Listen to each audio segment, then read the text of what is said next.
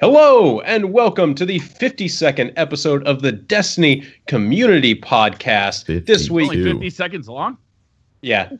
Wow. Yeah, we got, all right, we got guys. about, A short Fast one. about fire. 30 seconds All right, left. Twitter so questions. Make it count. Let's go. All right, we're out of time. Thanks, Ari. Really appreciate you. Yeah, coming thanks, on. Dribble. Great to be here, guys, as always. Awesome. Yeah.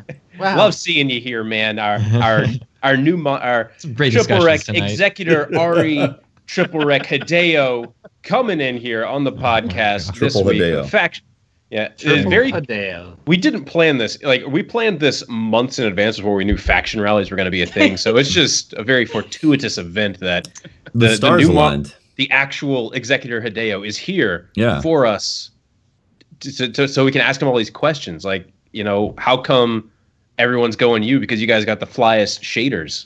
You guys did good on the shaders. I think it's the best thing is to ask tripleWreck which faction does he think is going to win, and why is it going to be New Monarchy? I think that's the right question.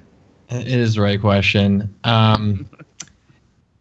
In all honesty, I can understand why people would be misguided into picking one of the other factions because they care about, you know, the quality of gear or stats and Perhaps perks substance and over weapons and all this stuff. But like, seriously, Yeah. you got, like I said, you got to look good to play good.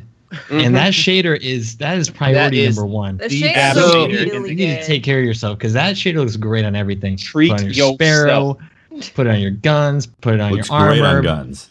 put it on It is your nice. your Both of face. them, yeah. Just go crazy. My hunter, All over just your face. everywhere. my hunter has Just take never a looked bath so in it. good with those two. I actually mixed the two shaders together. I had diamonds. Oh no, Yeah. I had regalia on my hunter armor, and then I had diamonds on the cloak. But I am using Future War Cult gear because I actually prefer weapons that are good. And if New Monarchy wins, Bold I choice, really Jeffy. want to see you triple exclusively using that garbage sidearm everywhere. Raids, It's your fault. raids, It's a Fan- challenge trials, It's accepted. your fault. Oh, quick I don't play, know if you competitive. noticed. It's got to be everywhere. You gotta rep that garbage sidearm. I don't know if you noticed, but that garbage sidearm has high caliber rounds, the most overpowered best perk in Destiny PvP. Have you right used now. one of those thorough sidearms before? Yes, and It's bad. I am Those are good. willing to bet. No, high it caliber has a rounds bad will make smell. it- Use it. It emits exhaust of like disgusting city life. You know, like dog roasted crap on the sidewalk for a week. That's the kind What of type of smell. city are you living in? Yeah. Have you? Okay, Hollywood smelled really bad. So That's true. yeah. Yeah. Some of the gear though, like, is not just does it look good, it has some good function to it. I really For New enjoyed Monarchy? the New Monarchy scout rifle. That's really good. It's not great, but for It's- PvE, it's good. Well, all weapons. I disagree with you on that. All one. weapons you I'm can I'm aim. trying to sell it. It's not that good. All weapons can There's be a- like It's all aimed about and the shot. fashion. You know, It's a fact. that is a thing that There is happens. a shotgun that's decent. Yeah, okay, the shotguns. The shotguns. the SMG Is it as they good as sell, that's Hawthorne? actually probably their best gun. Yeah, SMGs. Yeah. Yeah, it Yeah, is. it's high Actually, caliber. the SMG is nice. Yeah, it does. New Monarchy is clearly the downfall of the game. Like, all this high cal weapons, disgusting. Yeah. It looks great. I love the shaders. And if you're, if I mean, you're, if you're I was just- in charge of putting the shaders together. Other people were handling the weapons and stuff, so I don't take Well, blame for just- that. You did It's good understandable. on what you were supposed to That's right. do good on. Also, before we get too far into the podcast here, I said this was episode number 52, 52? Woo. which It's- means we have been doing this podcast together, the Destiny Community Podcast, for a year now. So everyone, give yourself a round of applause. A year. Yay! I've been here a All year. basically, actually, yeah. Yeah. And so round of applause for all of us, and then thank you to all of you that have been watching us this entire year. You all are awesome. I'm gonna have a Seriously. drink just for you. I'm gonna not the whole thing. You drinking Whole straight thing, from the whole bottle? thing. I want Please, super Patrick, drunk. I want to see a major chug-a-lug over there. Oh, That's gonna be a very drunk Patrick. People That's are gonna be a still good- talking I about the want it. drunk cast. It's gonna be a good Zer video. There it is. Cheers, guys. Cheers. Cheers, to 1 everyone. year. my 6-day-old daughter takes a bigger swig than that. Look, this is Wow. really nice stuff. Okay, I'm trying to save it. Okay. And I'll pour some out. Save in it a for glass. what? A special occasion? I'm gonna send you. Special Patrick. I'm gonna send you one of the nipples from the bottles. It might be helpful for you. Oh, thanks, man. Mhm. That actually would be really nice. Wow. Alcohol burns a lot if I drink too much of it, so that would keep the flow down. Well, I wanted to, say thank you to you guys for being often the highlight of my week. Just a fun chance to get together and talk about the game.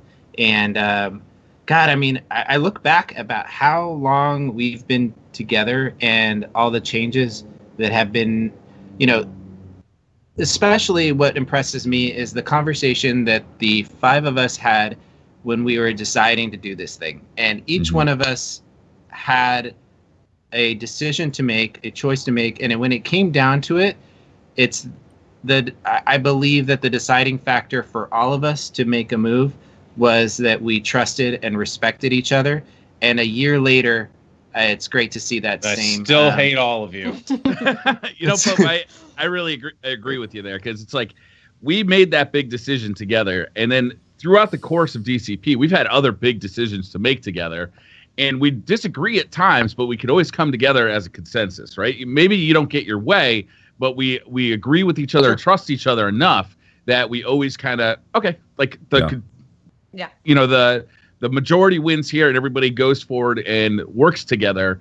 And it's been a really good relationship to go forward with, right? It's been a pleasant relationship, for lack of a better word. But just pleasant, nothing more than just Pleasant. It's been pleasant. I think It's been tolerable. Not toxic. I think you're absolutely right, though, Briar. That initial conversation, that initial big decision, I think set the tone for a relationship that I feel like has been really great. We all kind of gravitate to our own skill sets.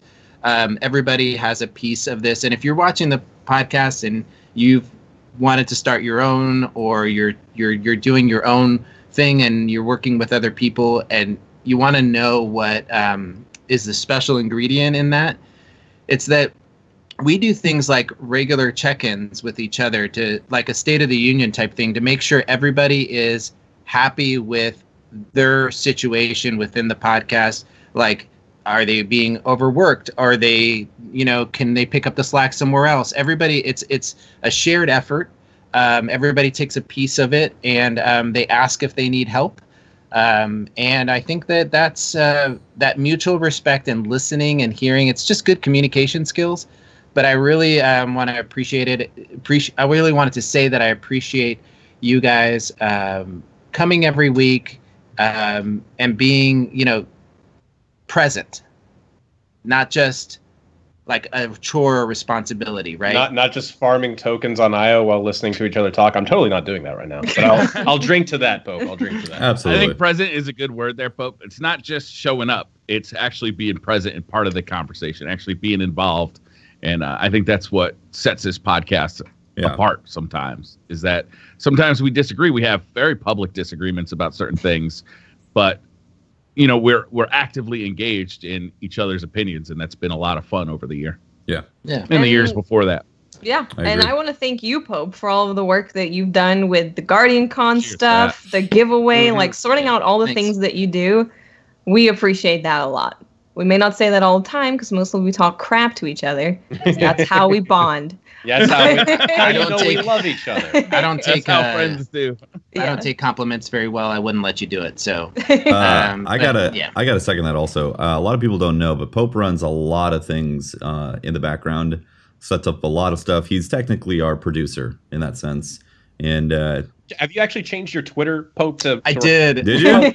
Yeah, Deej gave me crap about it until I eventually changed it. He's like, community manager, more like producing. And so it's true though. I mean, you do a lot of behind the scenes work, and I mean, I don't think we would be here today, even remotely in the same spot, if it wasn't for all the work that you put into it. So I want to say thank you, and everyone else. Thank you, man. Yeah, I appreciate that.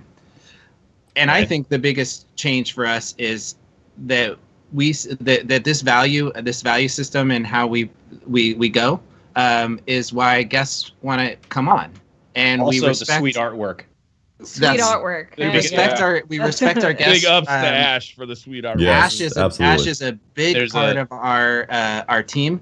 And if you guys don't know, every week that she draws a illustration, what you see on the promo artwork is work that is normally, it's paid work. And if Ari is coming on the podcast, tripleWreck's coming on the podcast, he would have, and he wanted work to be done for publication for publicity purposes, he would have to pay for that kind of work. With their guest visit, they get rights to publish rights, so they own that artwork, and it's a way of us thanking the guest and saying, "Shut up, Ari, you knew that." I actually didn't know. You didn't know that? That's amazing. So the only thing we ask is if we can use their image for charity purposes to at the end of the year. But other than that, it's a mutual exchange. It's respecting our guests and really appreciate them being on here and the time that they take from their busy lives to be here with us. So thank you very much. I've often seen that image ended up on Twitter profiles and Twitch profiles. I've seen it many times. It's quality. I love it. There's a sixth member of the podcast, and her name is Ash. And you guys see her every week in the images, the thumbnails, the pre-image show, the pre-show image. So big thanks to her for putting in awesome. All that work. She is a lovely lady, very awesome. And does anyone else have anything to say thanks-wise so we can get into some really fun discussions? I do want to thank one more person. I want to thank tripleWreck. I'm sorry. I want to thank no, not you. Not you. Sorry. I want to thank Deej for all the shit that he gives us, everybody in the community, and the great work he does to behind the scenes to promote good content creators and the work that they do to keep us involved in the community. I know Bungie gets a lot of crap for Bungie fix your game, whatever, but they are one of the most responsive. They are one of the most responsive video game companies I've ever been a part of, and it's great to be a part of that. And I think that, I just want to thank them for keeping us in the conversation. For making a game that we play. Yes. I owe my entire paycheck every month to Bungie making a video game, so thank you guys. That's the United. They don't pay me. I just make content about their video games. So thanks. All right, Bungie. let's bitch about it for the next hour and a half. Now we're gonna bitch about it. Let's go. Speaking of bitching, it's really hot, so I'm gonna turn on the fan. Be right back. It is hot. It's stupid. I don't know why you guys don't have AC up in Seattle. It's because so weird. it's Seattle. This shirt is hot. It's so cool in my room, but this shirt just makes me so hot. It's like I'm steaming hot. Like I could just go and erotic hot? Yeah, like erotic hot. Like, yeah, I mean, order yours today. Yeah, where can I get one of these? Well, you can get one over on my channel. If you go and type !merch, you'll get a link. Yeah. There you go. Bam. Cool. You got it right there. That's simple and easy. All right. So, Thwob, do we want to jump into what the deal is, or? Well, there was one thing about the Thwob that was, hey, Dado, remember all those raids you ran? Oh, yeah. Yeah, you didn't have to if you waited. Well, they fixed it, yeah. They're going to fix, actually. They're going this coming to Monday. Fix. You know, what's interesting. Do you think this is the precedent that we're having now? Every Monday, we're going to have a long maintenance fix? It seems like it at the moment. Yeah? I'm used to Patrick, it on Thursdays, hush your right? mouth. Come on, tell us what they used to do in. Yeah. What was that game? Every single Tuesday, that game would be down for like 6 hours. World of Warcraft. Down like 6 hours. I planned my entire college schedule around it where I was like, hey, guess what? I'm just going to be in classes during that time, so it's not even a burden to me. Sweet. I'd welcome it if this was something that was going to move forward. Having it down for prolonged periods of time obviously is not optimal. It's gonna screw somebody's schedule over somewhere. Oh yeah. But if they are updating the game once a week, which I don't expect it's going to move forward, I think it's because it's so new. Yeah. And they're finding so many things right off the bat that are probably, some of them are easy fixes, some of them are much harder. My guess is that update schedule will slow down somewhat. Sure. Mm-hmm. Some of them might have even been things that they kind of knew might have been an issue before the game shipped, but they didn't have the time to fix it before it went out. So now they're like, okay, yeah, we're fixing this. So I'm sure it's because it's brand new and people are finding problems and they want to fix them. So I'm sure when it settles down, we won't have the 7-hour-long maintenance. I think it's a community service that they're doing it during the. I know there's some people on the other side of the globe that this isn't the case, but for a bulk of the United States, it's during the day, right? During the work day. I mean, these people, 6 to 12. People need to go outside and like see the sun and go shopping and do laundry. It's a community service. Is what they're doing. That's an interesting perspective. The reality is it's during their work day. Yeah, it's during their is that work. Why? It's a lot easier. Monday. It's 6 to like noon in Seattle, It's a lot easier to convince like your team to come in for weekly scheduled maintenance that is probably hell to do. It's a lot easier to convince them to do that at like a normal work hour time. And so, hey, yeah, we're doing this at 3 a.m. because that's when Destiny has the least amount of population and it messes with the least amount of people in each time zone. Sorry about you, bro. They probably have the most people there, so they can deal with anything if it goes wrong. Sure, but I like to think that they're doing. I do feel like it's changed since Destiny 1. I feel like it used to be on Thursdays. I feel like they did it when stuff hit the fan. They were like, "Oh, we got to fix this," and because sometimes it would be Thursday, sometimes it would be Monday, sometimes they had to, do it right before reset or something like that. It's interesting how they're going like every Monday now. There's like a lot of things, and there's a lot of downtime. Like it makes me also think that they're prepping us for the ability to add stuff as often as they want as well. So, because that's what I would like. They said in the TWAB that there's also a handful of stuff that we haven't seen yet, gun-wise. Like that too, but where do you see evidence of that? Oh, I'm not saying evidence. I'm saying that I like rose-colored glasses projecting that they're fixing things and, preparing additions as well for the live team. And that's why it's like 6 hours, What have they been do you feel like the changes that we've seen after each server update, have they really reflected the I don't know, the amount of downtime that they've had off? It's generally what happens is servers need to go through like maintenance and stuff because they are basically constantly active working for the entire week. So you have to take them down. You don't want to bring them. I don't know. I think the last one we saw was a little bit longer than expected because the kind of Kegistan thing happened kind of mid update, and I think they just extended the update because of that. Oh yeah. I don't think you need to bring servers down once a week just to maintain servers. With the cloud with cloud computing the way it is. Have you met WoW? You can take down servers. Have you met World of Warcraft? Because you can take down servers and leave others up and like cycle in new servers. Well, they on demand. They already do that when it comes to reset, but they can't necessarily do that when there's a broad patch being applied. When something has to be fixed and there's going to be a discrepancy of data. I'm just saying that problems. I don't think there's something wrong with the servers. I think they're updating the software. Yeah, they got to do that all at once, but they don't need to reboot servers once a week. That wouldn't be a very good server. I mean, there's a lot of. You'd be surprised, dude. Yeah, there's a lot of like things like caches that need to be kind of cleaned up. I'd be highly surprised. I've worked on servers in the past. If you have to reboot them once a week, it's not a very good server. Okay, maybe not directly reboot, but like handle some logs and like look at what's happening in the database to make sure things check out for them because it's a new game, Anyway, about the servers, what else is in the weekly update? This thing called Mida Multitool. I have got my gamer grip on. Never heard about it. I've got my gamer grip on. I just put it on. I'm ready for this. Let's talk about the Mida. I mean, it doesn't seem very popular, so. I hardly ever see it in trials or any game mode. Why would people want to use a Destiny 1 gun again? Right? I don't know. That's the problem, right? Okay, so all right. So it's super popular in Trials of frame the Osiris. argument. It's super popular in the Crucible in general. Bungie had this to say about it today. We are aware of Mighty Multitool's popularity and are looking at it very closely. It is popular, but according to our data, there are options out there that match or exceed its effectiveness in all activities. Have you found one?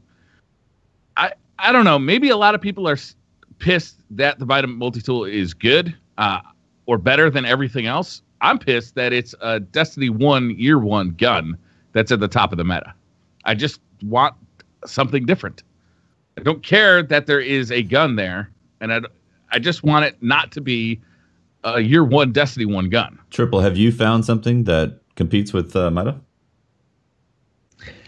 I wouldn't say there's anything that competes with a Mida at a distance. I mean, there are auto rifles that are really good, like the Prosecutor, Uriel's, Origin Story. I think those are all probably better all-around weapons. But certainly maps like Eternity lend itself to long sight lines. You're going to be fighting people at a distance, and just because it just helps you in so many ways. Movement speed, and particularly the third eye, always having that radar up. That makes it's a big difference in Destiny 2 because of the delay that they added for radar when you come out of aiming. So my only issue with the Mida is the high caliber rounds. I think high caliber rounds should not be a part of Crucible because it basically introduces an RNG mechanic into gunfights. And one of the best things about Destiny 2 is that they made it about primary gunfights. Mm-hmm. But then you introduce something that's, I can shoot first, I can have better aim, and I can get flinched off randomly because this guy had a perk on his gun.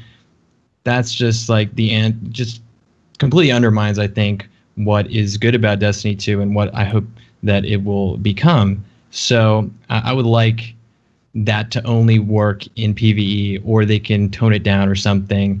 I think that just the way the game is, the flinch is the biggest problem for me. Like in a larger sense, I want other guns to be buffed. Mm-hmm. I don't want Mida nerfed. Like I don't have a problem with Mida. I have a problem with high cal rounds. It's odd too that the Mida actually got nerfed in Destiny 1 and they removed high caliber rounds. I know. And then it comes back to Destiny 2. Right, and that's what's so perplexing is that we already had this problem after Taken King came out and everyone was using Mida and they're like, oh, so there's a hidden high cal perk with this gun. Well, they nerfed it and Mida was still great. It was a great gun. It just didn't have this really annoying thing to it. I have a question for you guys because it goes to, I think, the bigger problem, and it's something that you're talking about, Ari. It's like what you've got here is in Destiny 2. I feel like they changed even the exotics, right? They changed the way they operate within the game, right? There's not as many crazy perks in all the exotics. They've toned down the exotics to be less. I feel like there's less exotic.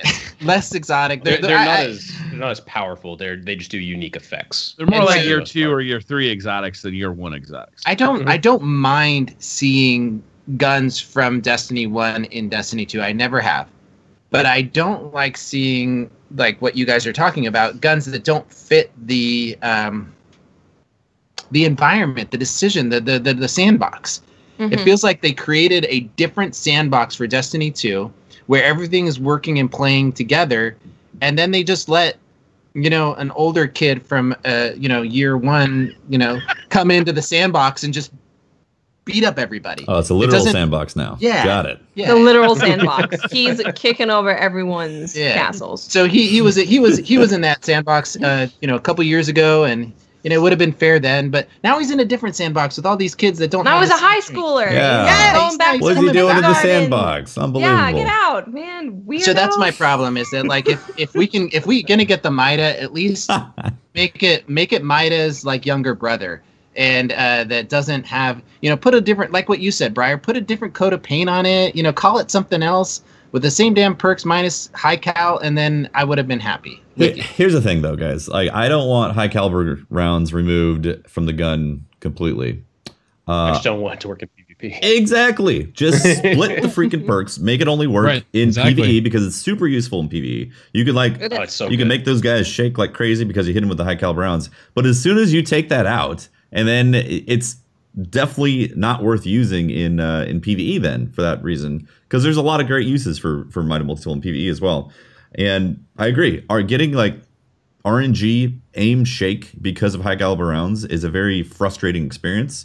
And I worry that the PC crowd is going to come in and they're going to experience that and be like, what is this garbage? Like, I was aiming on this guy, and the high caliber round shook it, and now these are RNG bolts. So I'm just playing a game of RNG in a PvP kind of environment. They're gonna rip it apart if that's the case. Yeah. Mm-hmm. Yep. I completely agree. And I'm going to split the argument that I love that a gun that is useful in PvP and PvE and exotic is easily that was attainable by all. It wasn't hard to get. Right. And I love that for those people that don't have a lot of time to play. But I just don't see that it being in this sandbox, and I'm in agreement with you guys on that. The way it is. The next step beyond that, though, is if they were to remove like the flinch from high cal. The thing that I'm afraid of, that I've talked about before, is that explosive rounds would then be the next big community target. I was also going to add to that, like, explosive rounds has a similar effect. Mm-hmm. So let's just not have flinch perks in a game that's about prolonged gunfights. Yeah. And then, you know, we can have other cool perks that do cool things. I'm all for that. But it's like, it's a first person shooter. The person that's better at shooting should win, right? Yeah. Okay. I agree. If back to what they were saying though, if you found a weapon that they think is better than the Mighty Multitool, if you take away the third eye perk and the speed bonus for strafing that you get from Mighty Multitool, because that is something that also can really affect going against those players. But if you take bullet for bullet, high caliber round versus the Mananan. That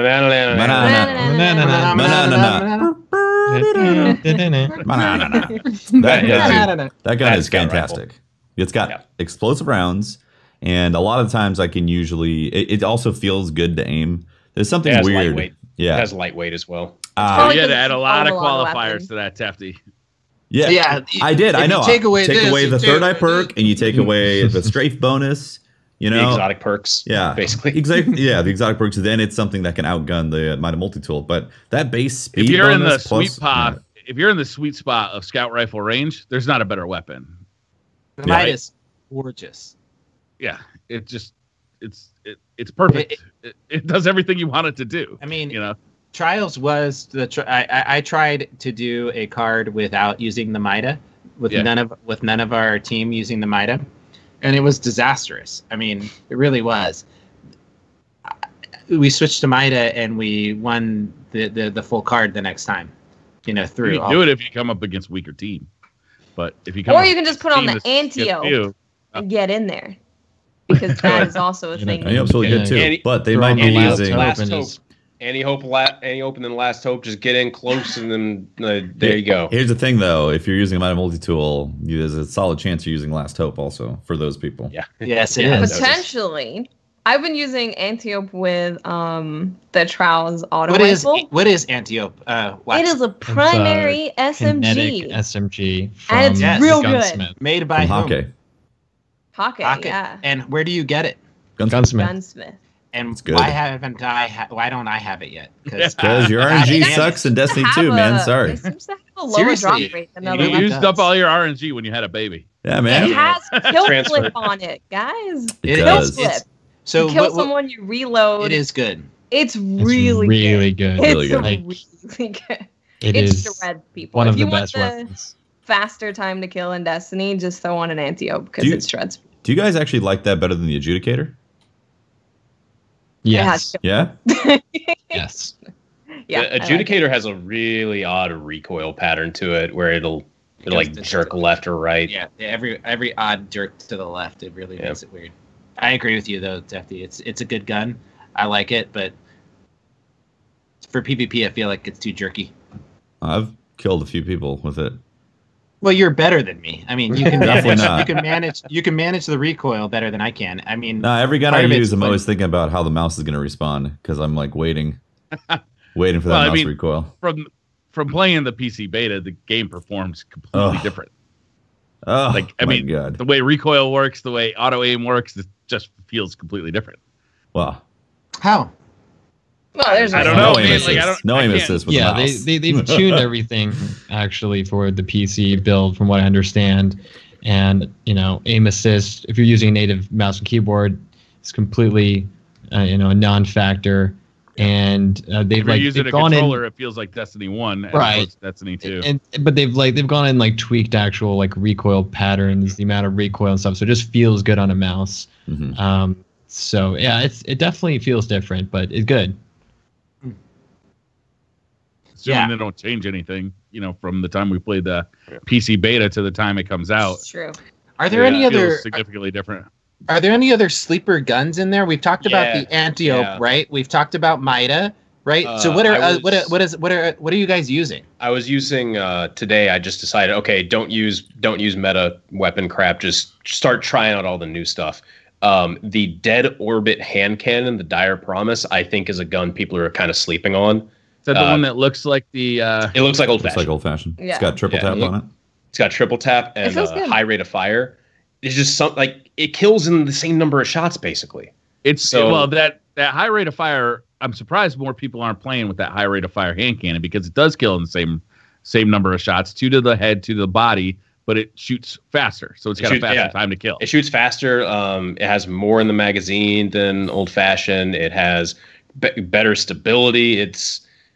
I'll tell you why people haven't been using it. Because they get shot. Better Devils. Because it's a hand cannon. They get shot. They get shot by Mida Multitool. I respect the guns you use, but if you're using a hand cannon, you hate yourself in PvP. I hate myself. They are worse. They are just flat out worse than auto rifles. Just auto rifles. Are you just salty because you love hand cannons? I do love hand cannons. Yeah, they are. He's right though. They're objectively some of the worst weapons in the game in PvP. Yeah, they've got a slow time to kill. They've got a huge amounts of RNG to where the bullets go. Like they're just not reliable, and they suck even if they are reliable. So have you found any that work a triple? Okay, so if I were forced to use a hand cannon, I would probably use the Better Devils because for some reason I think explosive rounds affects the hitboxes. So it just feels like more shots land, and also you're not getting as much of that damage fall off because of the way explosive rounds works. So if I'm going to use a hand cannon, I'll use the Better Devils. But Better Devils, if you land every shot perfectly as fast as you can shoot, you're losing to an auto rifle. So it's just like, to me, I mean, I'll throw one on, I'll use it. It's fun, but like you go up against anyone that's good, and they're using an auto rifle, it's checkmate, and that's frustrating. So. Triple, what auto rifle is that you're pulling out? So, Uriel's Gift is, I would say, objectively the best auto rifle because but you love why? Oh, okay. Because high cal, high cal, and it's annoying because I use other auto rifles and then I run into some of the Uriels and I just lose because I can't hit them. At least if it's a high cal versus high cal, it's like 50%. I'm going to win this fight. If I don't, it's just like I'm almost always losing. I do like the origin story. It's the Vanguard auto rifle you get. It's one of the choices when you complete the campaign. It's one that has it has a fairly large clip, doesn't it? Yeah. Also got Kill Clip on it. Yeah. No. It's got Rampage. the Rampage. So like as you get kills, you get like a little bit of bonus damage. So sometimes you can actually chain some kills with it. And it's nice. It has like almost no recoil. It just satisfying. It's like vertical, to shoot. right? Yeah, just it's straight up. It's a laser. Yeah. So that was a lot of fun to use. So you're into that auto rifle meta. Oh yeah. Well, I mean, look, I have to be. Take me back to the Destiny 1 alpha. All through for a fair bit, even into launch, auto rifles were the meta, and I miss that. I love that, and ever since auto rifles kind of became irrelevant, except for a few exceptions like the Doctrine. I was campaigning, let's buff auto rifles. Let's buff auto rifles, not 0.04%. Let's get them good again. So, I love my hand cannons, but I also don't like a game that becomes just about one weapon type in a game that's built on variety, it's built on player choice, and you want everything to be good. Someone on Twitter was telling me how hand cannons deserve to be trash now because they were good in Destiny 1. It's like, how about we just have everything good and then everyone wins? Is that possible though? Yes, it is. Wait. Let me just ask the question. I doesn't by definition something being good mean that it's better than something else? I think yes, but we can add a caveat to that. Okay. Whereas say you have types of weapons, but then you have archetypes of weapons within that. So I don't think you're going to have every archetype of every weapon type going to be meta, be viable, or like be at the top. So, yes, there are going to be some things that just aren't as good. That's inevitable. But I think like at the very least, we can have, at least one hand cannon, at least one auto rifle, at least one pulse rifle and scout rifle that are all like really good, at a higher level. Our goal, if you guys remember from back in over Destiny 1, our big thing was that we were getting these seasons of the weapons, right? Mm-hmm. That was a term that they used. We hated that. We talked about it being less about that and more about what you're talking about, Triple, as being guns that are viable and that they could tweak individual guns and there'd be more adjustment. Are we just giving our constructive criticism right now and hoping that Bungie pulls those specific levers? Because what I don't want to see is all scout rifles get hammered because Mida is powerful. I can happily address that. So one thing that they specifically mentioned was Destiny 2. They have more freedom and ability to tweak individual weapon types and such, so that they don't have to make like blanket buffs and nerfs, and feel like they were technically limited with Destiny 1 to some degree. So they shouldn't have that constraint now.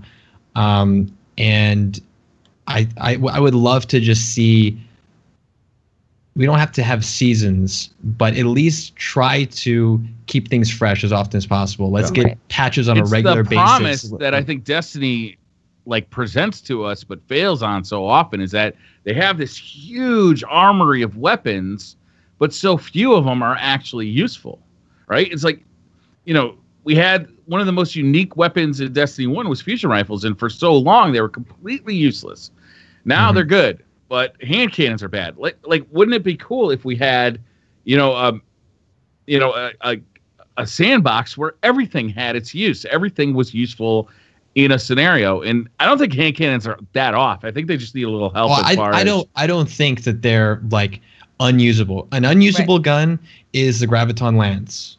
That gun is so bad. It actually makes me upset just thinking about it. It's a beautiful gun. Fighting it's Lion. Beautiful. It is a beautiful sounds gun. Amazing. Sounds amazing. The artwork of it, it's great. And that's what upsets me so much, is that they have these amazing guns. I love exotics. They put so much time and work into them, make them unique, sound cool. They have lore, and then they're just so bad. Like, make exotics good, please. Jeez, you guys should really watch my video, Why Bungie Designs Bad Guns, because I literally answer every single question that you guys have in this by referencing Magic the Gathering. It's great. Oh my God, no. Oh, that's why I didn't watch that. That's why. I mean, we get that a loot-based game has to have some bad weapons in there. I understand that. Sure. But the problem that we're experiencing right now is that the guns that don't have high-caliber rounds are getting really crapped on when you go up against players of equal skill. So a good example of Uriel's that. Gift, like Uriel's Gift is weird. It feels like you'll get headshots with that when you're not actually getting headshots. I feel like I'm not really aiming, I feel like I'm just kind of looking into the distance in space and I'm killing things. And I don't really understand. And killing people. Yeah. And when I'm getting hit by it, I'm like, how I was shooting, high caliber rounds, RNG bullets. Yeah. Well, that's great, Well, like a good example of that is the Future War Cult auto rifle that you can get now, the Number. It's basically a Uriel's without high cal. Yeah. So I got it and I was like, all right, this is great. And then I go up against Uriel's and I'm like, oh, well, I guess I can't use this. Yep. I hate perks like that. I hate like things that are so good that if you don't have them, you're just like, so I get it. It's not a traditional game where everyone has the same gun and it's got that ultimate balance going for it. Yeah, there's going to be some variation, but I don't think that this is working to the game's benefit. Well, we're less than, we're a month into the game, right? Mm-hmm. We haven't seen our first major sandbox update. It says in the THWAB that they're taking notes and they're watching closely and they're paying attention to all these comments. So I think that this conversation could be part of that chorus of constructive criticism that says, hey, we don't want to see this taken out of PvE. We're back to that same argument there, we are. where PvE needs to be treated differently than PvP. And there are certain things that shouldn't be present. And I'm hoping that they really put the mechanisms in place to actually make that happen, right? Because, you know, I love my auto rifles in PvE. I don't want them nerfed. No. And if we go back to this conversation, and it goes back to the point where I hate when the community gets split between PvP players and PvE, because if we go, if auto rifles get nerfed and the Mida gets nerfed, all the PvE players are going to be out there going, well, F you PvP players, thanks a bunch, you know? And so it goes back to splitting the community again. So I don't like that. I think we need to start doing that, balancing between the two different ones. Yeah, and again, like I don't really want nerfs. I want lots of buffs in general, and I certainly don't want like PvE to pay a price, and likewise, I don't want PvP to pay a price for balancing back and forth. And I know it's always going to be a tricky thing unless they decide to really just kind of separate them. But even on this topic, if you remember, Clever Dragon in Destiny 1 was notorious for the amount of flinch that its high cal wrought on the game, and they did nerf it. I believe high cal still worked just fine in PvE, but in PvP it was basically no difference in flinch. It was almost unnoticeable, and I feel like they handled that really well. Yeah, the way flinch worked in Destiny 1 is that high cal didn't really work on semi-auto weapons as much. There was that bug for a while where it straight actually reduced the amount of flinch that someone takes. But they made it so the faster that a weapon is hitting you, the more flinch that you're going to get from it. So then once you added in high cal, it was that's where it got kind of crazy. And then, yeah, like you said, they changed it. So hopefully we can see that exact same thing happen here again, because I feel like it's almost the same thing here in Destiny 2, where the weapons that are making you go, oh God, what the hell happened? Aerials, any fast rate of fire weapon with high cal is causing you to suddenly get taken out of a gunfight. Yeah, and if there's any kind of latency in the match, also, they can change that around on you too. So if you actually happen to shoot them with aerials and there's latency and they didn't get the hit first, but then started shooting you, like it just compounds the situation even further. So So Tefty, what guns are you? Is maybe the community sleeping on, or what are you using right now? So we talked about your Earl's Gift, we talked about Mida, we talked about Last Hope, I guess. So Mida, Uriel's Gift, Last Hope, those are like the tryhard toolkit that you want. and then you throw on a Sins of the Past. That's the raid rockets. That's your go into play trials toolkit right there. Yeah, I love that. It's really good. Especially if it's countdown, because you just shoot at the bomb and everything's just dead. In terms of like guns that people might be the Cuboid, or I think is it Cuboid or Cyboid? It's a rare blue auto rifle that's kinetic. Thing shoots like a laser. It looks like Hakon's hatchet from Destiny 1. Okay. Yeah, that one's really nice. I do like that. That's a great kinetic auto rifle. Obviously, Pleiades Corrector I think has been really fun too. It's the same time to kill as a Mida Multitool, minus the radar, obviously, and the speed buff, but it also has high caliber rounds. We just got that this week. People haven't really been sleeping on that. People have been trying that. I've been using it. It's been good. Sweet Business. Oh yes, is underrated. It's not gonna be like out there winning tournaments, I don't think. But like, if you just run around pre-firing, especially if you play in Titan, and you have that exotic chest piece, what's it called? The Actium War Rig. God. That is really fun. I think that's a great example of how to make a really unique exotic that still holds up against other weapons. Sure. And is just kind of that power fantasy. I totally dig that. I think also in general they did a great job with some of the exotic power weapons. I've been having stupid fun with the tractor cannon. That's great. Like, it is just. We played with Watson. I played with Patrick, and I was getting so pissed off. He was giggling over in the corner every time he slammed somebody into a wall. If you're having a bad day, just play with the tractor. So it's an exotic shotgun. Yeah. But basically it just shoots air. So the closer gun? Right. The closer you get to someone and you pull the trigger, it does some damage, but it just sends them flying. And so oftentimes, if you do it right, they'll hit a surface, a wall or something, and they'll die from the collision. Yep. Or they'll go right off the map. Does it say killed by the architects? Or does it say? Yeah, it does. Yeah, it does. Ted Mosby. It does. It shows the last person that damaged you, so you'll end up seeing. I love that though. Like I love the fact that person, they die and they look to see what the hell killed me. It's like killed by the architects. Or what's even better is if it's a really like you launch them into the air and they have some air time.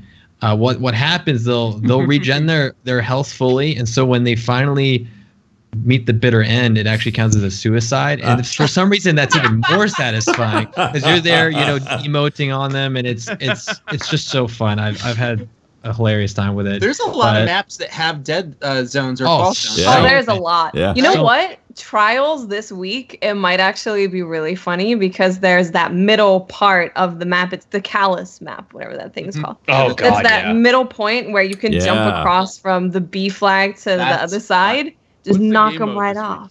Countdown. It's countdown. It's going to be awful. That's good. But tractor cannon might be really fun.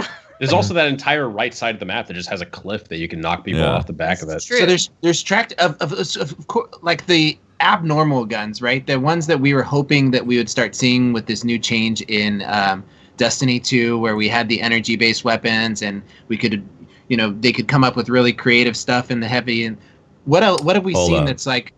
There's one more. I didn't mention this, and I should have. This is arguably the best experience I've had in Destiny in a long time, if not the greatest. I finally went back to playing as a hunter, and I got to say, it felt like home. I was like, wow, Hunter, I missed you. I missed you a lot.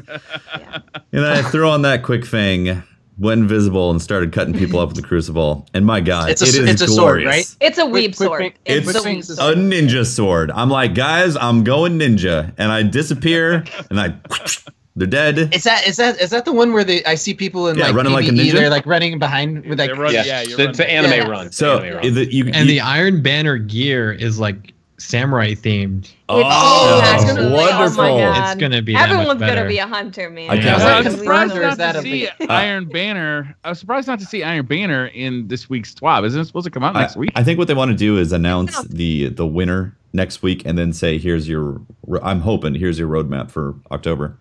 I want to say real quick though on the quick thing, because some people don't know this. If you dismantled it, because it was a reward for completing the mission as a hunter, and it's a hunter exclusive sword. If you dismantled it, you can get it from gunsmith packages. It's just rare. So good luck. So they can't go and buy it somewhere? No. I've had a few of them though. Yeah, you can get them from gunsmith packages. But you have to be a hunter though to get it. Yes. Yeah, you can only be a hunter. I don't have it. I don't have it yet. I don't have a hunter, so you can also only be a hunter to use it too. You can't swap it to a different character. Oh, so if you want to be a ninja, I wondered if they were going to do that. If they were going to do class-specific weapons, do you think they should do more of that, or is it? No. Sure. Well, I don't mind it. I think the coolest way to go would be the exotic and then legendary pairings that we saw, because everyone can use those, whereas the difference between a legendary weapon that only one person can use, or only one class can use, and an exotic that only one class can use, there's no difference in my eyes. It's like this exclusive thing. It does increase kind of the player fantasies, but it's also really sucks when I would love for my Titan to have a quick ping because it's a sword that has lightweight, and I don't think there's any other ones. Ridiculous. There isn't. He absolutely There's would. no way. He also can't go invisible. Come on, no. I disagree with Patrick. I'd like to see more of it. Unrealistic. I think it helps. That's what I'm saying. It helps to separate. It helps to separate the classes, which, in my opinion, don't have enough separation in them right now. There's separation as to what supers you have, what class abilities you have, but I'd really like to see them branch out to really have different roles and different exotic weapons and different. I like that direction they started to take in the Taken King, and the swords kind of continue that tradition, but I'd like to see them move further in that. That brings up an interesting point, and I know this might kind of go off in a different direction a little bit, but I feel like they need to make a choice. They either need to equalize a lot of this stuff across all the subclasses and classes so that there's equality, right? So there's balance, or they need to go full on with making each unique and diverse and different and just really cater to different play styles and such. For example, with mobility, resilience, and recovery, they're like technically even across, the 3 classes, but let's face it, like a warlock can hit 10 recovery like nothing, and a hunter is struggling to get 5. Yeah. And the difference in that, just like in general play, is massive.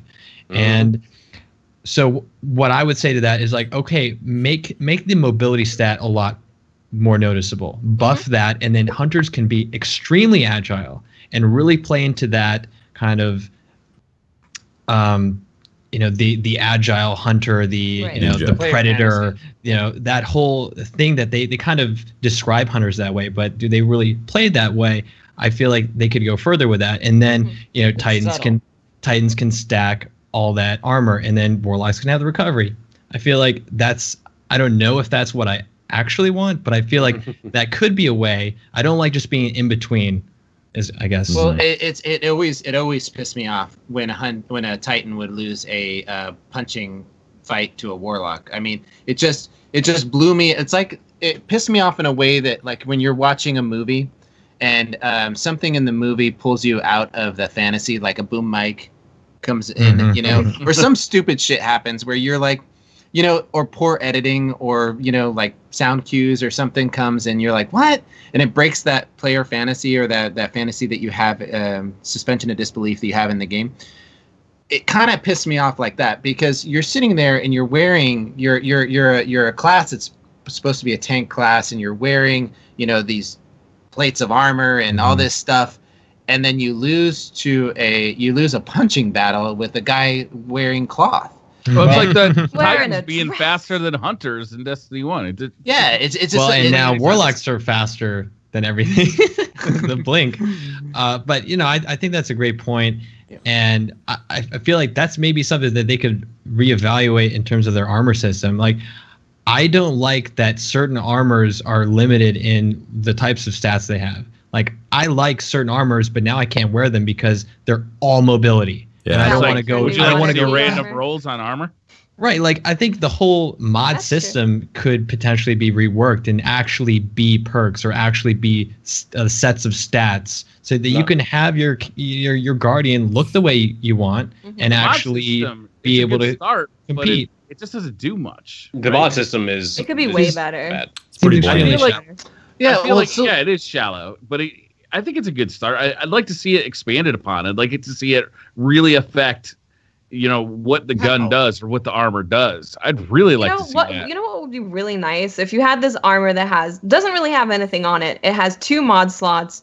One for the mod that we can do now. One for, do you want this to be recovery, resilience, or mobility? One for a stat mod, one for a utility mod. There you go. And then you can just wear whatever you want. You can achieve whatever amount of mobility, resilience, or recovery you want.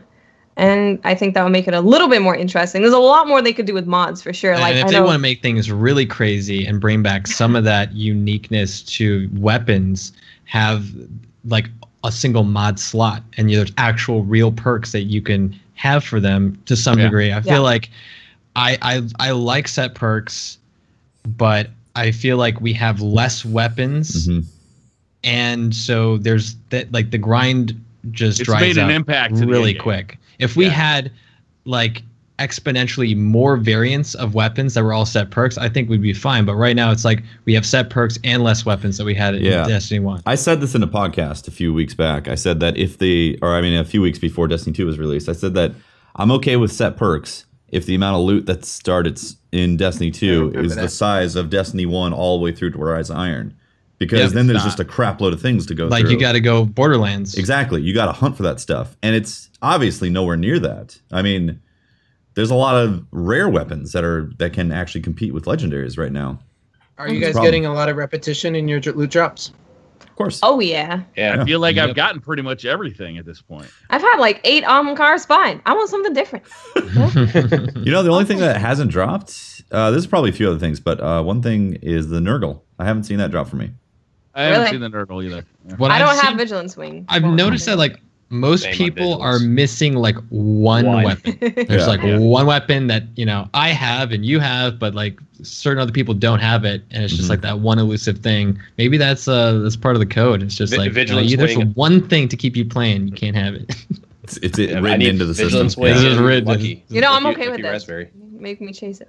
No, I need to put a review out for the damn thing. I need it. I will say the mod system. I had extreme hopes for the mod system coming into G2, and for me, it's pretty lackluster. Like not only like the actual perks, but the management of it as well. Like right, yeah. Okay. Why do I have to move? We'll talk about it. Okay, you fill up your mods really fast if you actually use your glimmer for what it should be spent on, which is essentially a bunch of blue mods to convert into legendaries to then dismantle to then try to get some kinetic +5s and stuff like that. You run out of space so quick, it's ridiculous. It's just boom. Why is there not at least as much space as different weapon mods? You can at least just have one of one slot for each. It just and same for shaders. Shaders, you can't tell me that we don't have the power to have a little bit more vault space. It doesn't make any sense, right? It makes no sense. So the management system. Vault space? Wait, did we just say vault space? Yes. The management system needs to get adjusted for the mods because the vault space situation would be okay if shaders, mods, transmit effects, ships, sparrows weren't in there also, you know? Tefty, why just a simple quality of life thing. And when you're in your vault and it has that to shuffle or to organize them. Mm-hmm. What I just think that one of the options should be type. Absolutely, kinetic. Yeah, for sure. Yeah, category. Yeah. I mean, you have the rarest, kind of obvious, right? The newest, and it's like, why wouldn't you want to have type in there? Like when you take one item out. It like completely reorganizes everything behind that. Yeah. It's a randomized button every time you take something out. I'm like, I was just gonna take out that other weapon. Now it's gone. I want a search field. I would love to be able to be like, MAN, and then Manon shows up right there. Like that would be great. That's what Destiny Item Manager is for, because you can do that and that. Right. Yeah, well, Destiny Item Manager is acting weird right now. Some of the things like you guys are talking about quality of life stuff, like the shuffle of mods is annoying. Yeah. Like I have to keep all my blues in the tower because I want to use my purples. So, and then when it's time to create more purples, I got to transfer all my purples into the tower, pull all my blues out, go over to the gunsmith, make purples. It's ridiculous. Go back to the tower, go back to the thing. That's the end game content. That's what I'm saying. That's this is your end game. Okay, relax. It's a puzzle game. Okay. No, I just think the running back and forth, all that stuff. Right. Like I'd love to see more variety of purple mods. And what the hell is we can't get any that are. Well, I wanted to see some I want to bring this up too, because as somebody who's played Warframe and got to the end game of Warframe, its end game is heavily sorted around mods, and the mod system is extremely advanced and super confusing for if you were a Destiny player that then suddenly jumped over Warframe, you'd be like, well, what do these mods do? What the hell? There's so much complexity to it, and I don't necessarily think that Bungie needs to add a system that complex or go down that road, but they need something in between. They need to hit the middle ground where the mods in Destiny are interesting and you want to search for them and you can get them only in certain locations. This week's Flashpoint is on IO and only these type of rare mods can drop from those places. Exotic mods. Xur actually brings some exotic mods, stuff like that. That would make the end game of Destiny incredibly interesting, okay? I don't think it should go as deep as Warframe because that is very complex and has its own thing. And it would make people have to break out spreadsheets to calculate what they want. We don't want that, but we want an interesting. I would love to reach a point where we say this is too complex in Destiny. We need to dumb it down. We need to simplify and streamline this. This is just it's over my head. I mean, all I'm asking for is not for it to get more complicated, but for the user interface to be more intuitive when you're managing your resources, right? I watch my son play and my wife play, who play a lot less than I do, and they don't have these problems of too many things like I just explained, right? Like moving things around. But what they don't have is they don't have a way of information of knowing what to do and how to organize their stuff and what they're going for. None of that stuff was built into the game. You kind of just have to sort of figure it out. There's some story there that tells you what to do, but it just feels like the application of mods to your guns. How many of you guys are getting kinetic based mods? I just did about 30 weapon mods as we were talking right here, just dismantling a bunch of mods to turn them in. I got 2. Yeah, it's really rare. It's really rare. I've only gotten one. I feel like 5%. That's pretty good. Yeah, 5%. I feel like it's lower than that. I think I've gotten 1 or 2. Like I've gotten on PS4. I've gotten 1 from doing the mod deconstruction and making it happen. And on Xbox, I actually pulled one from a gunsmith package. I was like, hit it, and then I was like, is that a kinetic? Happens. I know. I was like, is that a kinetic +5? What the hell? And it just feels like we can be in a position where, those mods can be Let's say that we can just do stuff that the mods can be applied to PvE. Like, say, PvE in specific mods. Think about that for the end game and PvP mods, right? As a way of getting a gun and making it fantastic, or making it I'd love to see like mods come from specific places. I'd like to see mods come just from the raid, mods come just from trials, like specific and unique stuff drop from specific and unique actions. I think that's kind of an issue with a lot of the game. Is that you get emblems and shaders and armor sets, and you get all this stuff, and you're like, I have no clue where I even got this stuff from. Nothing feels like it has an identity of where it came from, right? Yeah. Nothing feels like, I remember that moment where I did that. Some does, but I feel like we could have way more. Like, you get emblems just thrown at you, and you're like, someone will ask, where'd you get it? You're like, I don't really know. I don't know where I got it. The lore tab, like pulling the what is it, L2, and you get the lore for guns and armor. That of not all of them have lore, though. No, of items that are deemed worthy, right? Okay, yeah.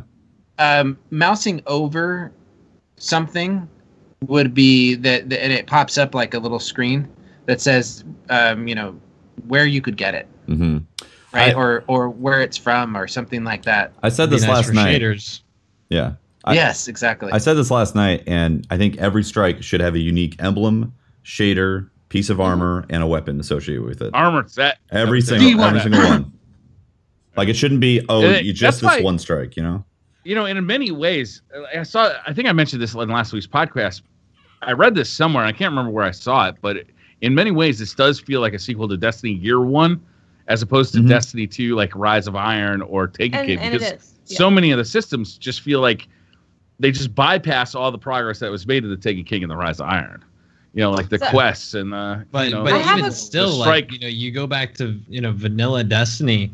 And we had heroic playlists for strikes. We actually had, I think, 4 separate level strike playlists. It was like a level 12, a level 14, a level 16, something like that. So strikes had a lot going for it, I feel. In addition to the Nightfall, and I do agree. I was actually talking about this yesterday. It's like, it feels like they have just not kept so much that we kind of took for granted, and now we don't notice it until now, because we've had all these expansions. The game has changed a lot from when it first launched with Destiny 1, and then it's like a 1 step forward, 2 steps back in a lot of cases. That's just really frustrating, because you're like, this will always be carrying forward. And it hasn't seemed to be the case. The emblem kiosk from D1 actually told you where those emblems came from, too. It did, yeah. It showed you what you were missing. Where you could get them. It said this drops from the strike playlist. It wasn't complicated, but it was helpful. And the way that they're arranged, I think some of the collectors of content have been pretty dismayed, or the direction that's one thing that I'm thinking about is, like, you don't have the option to see all the ships and emblems and shaders and everything in the game, so you don't have that one thing that can help give you a goal if you don't have one. It's like, this shader, I can go do this activity. If you're looking for something to do, that's always a really great thing to have. And then also, I would love to have the ship shaders and or at least ships and sparrow kiosk in there, because I'm just deleting all these sparrows that I'm getting from my packages now, because I'm just like, I don't. From chess. I'm not going to put them in my bank. I'm not going to put them in the vault. It would be. I mean, some of the quality of life things, like, for example, the mods on the ships. you know, you can see the dance moves, right? With previewing dance moves, it would be cool to be able to preview, because you're about to spend. Animation. Yeah, you're about to spend a legendary mod on your ship, right? Yeah. What does it look like? Right. Right. Can I preview? I found that the Cabal one is my favorite. I don't know about you Cabal, guys. You are objectively wrong. You look like a Cabal. The pink jade rabbit is definitely the best one. It's pretty good. So I have a question for you guys. Seeing as we're talking about Endgame. Okay. A lot of people, when they answer, so what do you want from Endgame? They just answer with add more stuff, right? I want more shaders from this. I want more armor sets. I want more of everything. Yeah. If you had, so say you're working for Bungie right now and you're a dev and you don't have the resources available to you to add more stuff, what do you do with the current game to add more to Endgame without just adding more stuff? Random rolls. Yeah. It's true though, right? Dado, if you guys are watching this and you haven't watched Dado's video on Endgame, I highly suggest you do, because there's so many points that he makes in that are just spot on. The biggest point that I know Breyer's about to agree with me on this, like basically all the stuff that's in the Eververse, all these ornaments, like these shaders and stuff, man, it would be really cool to get those from completing some sort of activity. Like, I don't know, make 5,000 explosion kills with Sunshot. Boom, there's you get so an much ornament. Content in the Eververse store that we could be playing to work towards. And instead we're doing the Overwatch style where, you can buy it or you can, grind for it by playing the game. But I would love to do specific things for those instead of just, anything. I would love to get basically bring ornament. Back bounties. I'd love to get an ornament from, doing this strike, 100 times. I would love to get I'd love to get a specific armor piece because I, shield bashed 400 enemies. A lot of the stuff that you got Ghost for or Grimoire for in Destiny 1, like they could make that an experience in Destiny 2 that is rewardable. Imagine if you did the raid 100 times and you got a special emblem. Imagine if you now got access to grind for a different color of raid armor sets. Like after you did the raid a certain amount of time. No, I agree with you there, Breyer. You don't even have to design new shit. Like just make it a different color. So what would you guys think? It's because that's still like adding a new thing, right? If it's different color, how would you feel if it was like new thing? Come on. No, it is in terms of financial like stuff that goes into making a game. That is extra money that's being spent that sometimes you don't have the resources for to do that. A designer's focusing on it to make it right.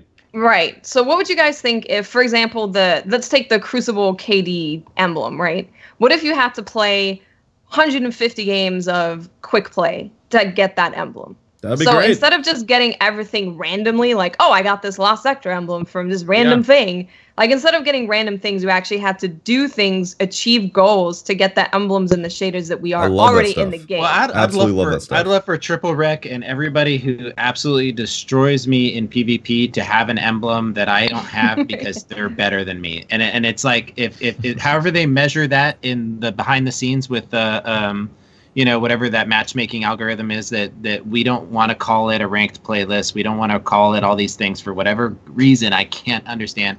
Then let's transfer that to when you reach a 2.5 whatever KD in I'm already there. I need more content now, damn it. Measurable goals are important. Yes. Goals. I think what we're all saying is we want a carrot to chase at as many skill levels or commitment levels as possible. And that's what I'm saying. We had that shit in Destiny 1. We had if you killed 1,000 we had whatever Grimoire. Enemy, you got Grimoire. And that was a number next to your name that went up. Our complaint was it's not in the game. Our complaint was not take it out of the game. Our complaint was put it in the game. Right? Don't take the reward out. Put the reward in. I mean, it was kind of in Destiny 1. But what we're really talking about is we want to go to a page that says, you haven't done this. You haven't killed 1,000 people. Book or yes, yeah. the moments No. of triumph were Yeah, it's similar to that, but like something that says you have not killed 1,000 thrall with this specific weapon to unlock this emblem or ornament or something like that. Like, imagine Sweet Business. That ornament is gorgeous. If you had to kill 1,000 people in the Crucible with the Sweet Business to get that ornament, it would be great. I'd be farming that thing all day. It'd be awesome. We'd be playing Sweet Business instead of Mida. Yeah. And it also helps switch up the whole Crucible because people are like, oh, I really want that ornament for that weapon. It looks so cool. I think that's something that Call of Duty has been doing that for years. I was the about to say, content, like, what is it? They have so it's just mind-boggling how many challenges are there, and they're for like weapon types like SMGs or individual weapons. And it escalates and escalates, and you have prestige on top of that, and it is like an entire grind fest of its own, but it's optional. You don't have to do it, but it's there for the people that really want to invest time. I mean, hitting the prestige button was so cool. I mean, like they put that in later there. on. They added diamond weapons. If you got the gold weapons in every class, you could get the diamond weapons. Like and then if you had every diamond weapon, you got like this extra camo, and I was like, okay. I don't think I want to do all of that, but I will get diamond on my SMGs, for example. So it gives players of all skill levels and all time investments something that they can do. You know, you don't have to have everything be 10,000 kills with something. You can have a lower level shader or ornament or whatever be 100 kills and just give everyone something to do. And also, COD is very COD is very bland in comparison to Destiny. Right. It is a straight up formula that it just has a couple ingredients in there, and they don't change it up very much. I mean, they change up the scenery, so on and so forth. But in comparison to Destiny is a lot more complex and so on and so forth. But because we can smoke through the content in Destiny, we still need these things that are added to something like COD. What? Yeah, they need to look at the carrot on the stick, and they need to make sure that there's another carrot waiting for you after you achieve the carrot you have. Because right now it feels like, yeah, we've put a ton of time into the first 3 weeks of Destiny, and we're on the cutting edge of this, but the carrots kind of end at some point. Like all of a sudden, there's no more carrots to look for, so it's just. Just to be devil's advocate here, I haven't reached the last carrot. You will, though. You will. When the average player will not reach it by the time I think they've paced out this stuff for the new DLC. I'm probably gonna hit the carrot right around November. And when is the new DLC coming out? December. Mm-hmm. So yeah, but we might be different type of chases, Pope. There's different type because sometimes it's interesting. You want that, and like a casual player will see other people going for that goal and be like, "Oh, that's really cool," and it might actually convince them to be able to add more time to it. And then there's what we have right now. Convert the casuals into the hardcore, or they can just be like, "Nerd, who cares about that gold weapon?" Well, like, right? No lifer, go outside someday. They can be like that, and that's okay. Oh yeah, dude, I love sending those messages in Call of Duty. Dude, go find the sunshine, virgin. Pope, it still adds like an incentive for people who play a lot. So you're satisfying both audiences. Right now, they have really hammered on the casual audience, but they've really left out the really hardcore guys. The hardcore guys are the guys who are complaining right now. Yeah, I think that's a good message. I just feel like it's a mile wide and an inch deep, and it's like the people that have, it sounds silly, but the people that have stuck with Destiny all through, the past 3 years, it's like it feels like this game just wasn't really made for them. And so I sympathize with people that feel burned. All right, I'm not like that angry about any of this stuff because I still enjoy the game, and I guess I'm easy to please, even though I can be very opinionated. I think that they don't have to do a lot to add value to, I guess, the hardcore, right? The people that want to grind.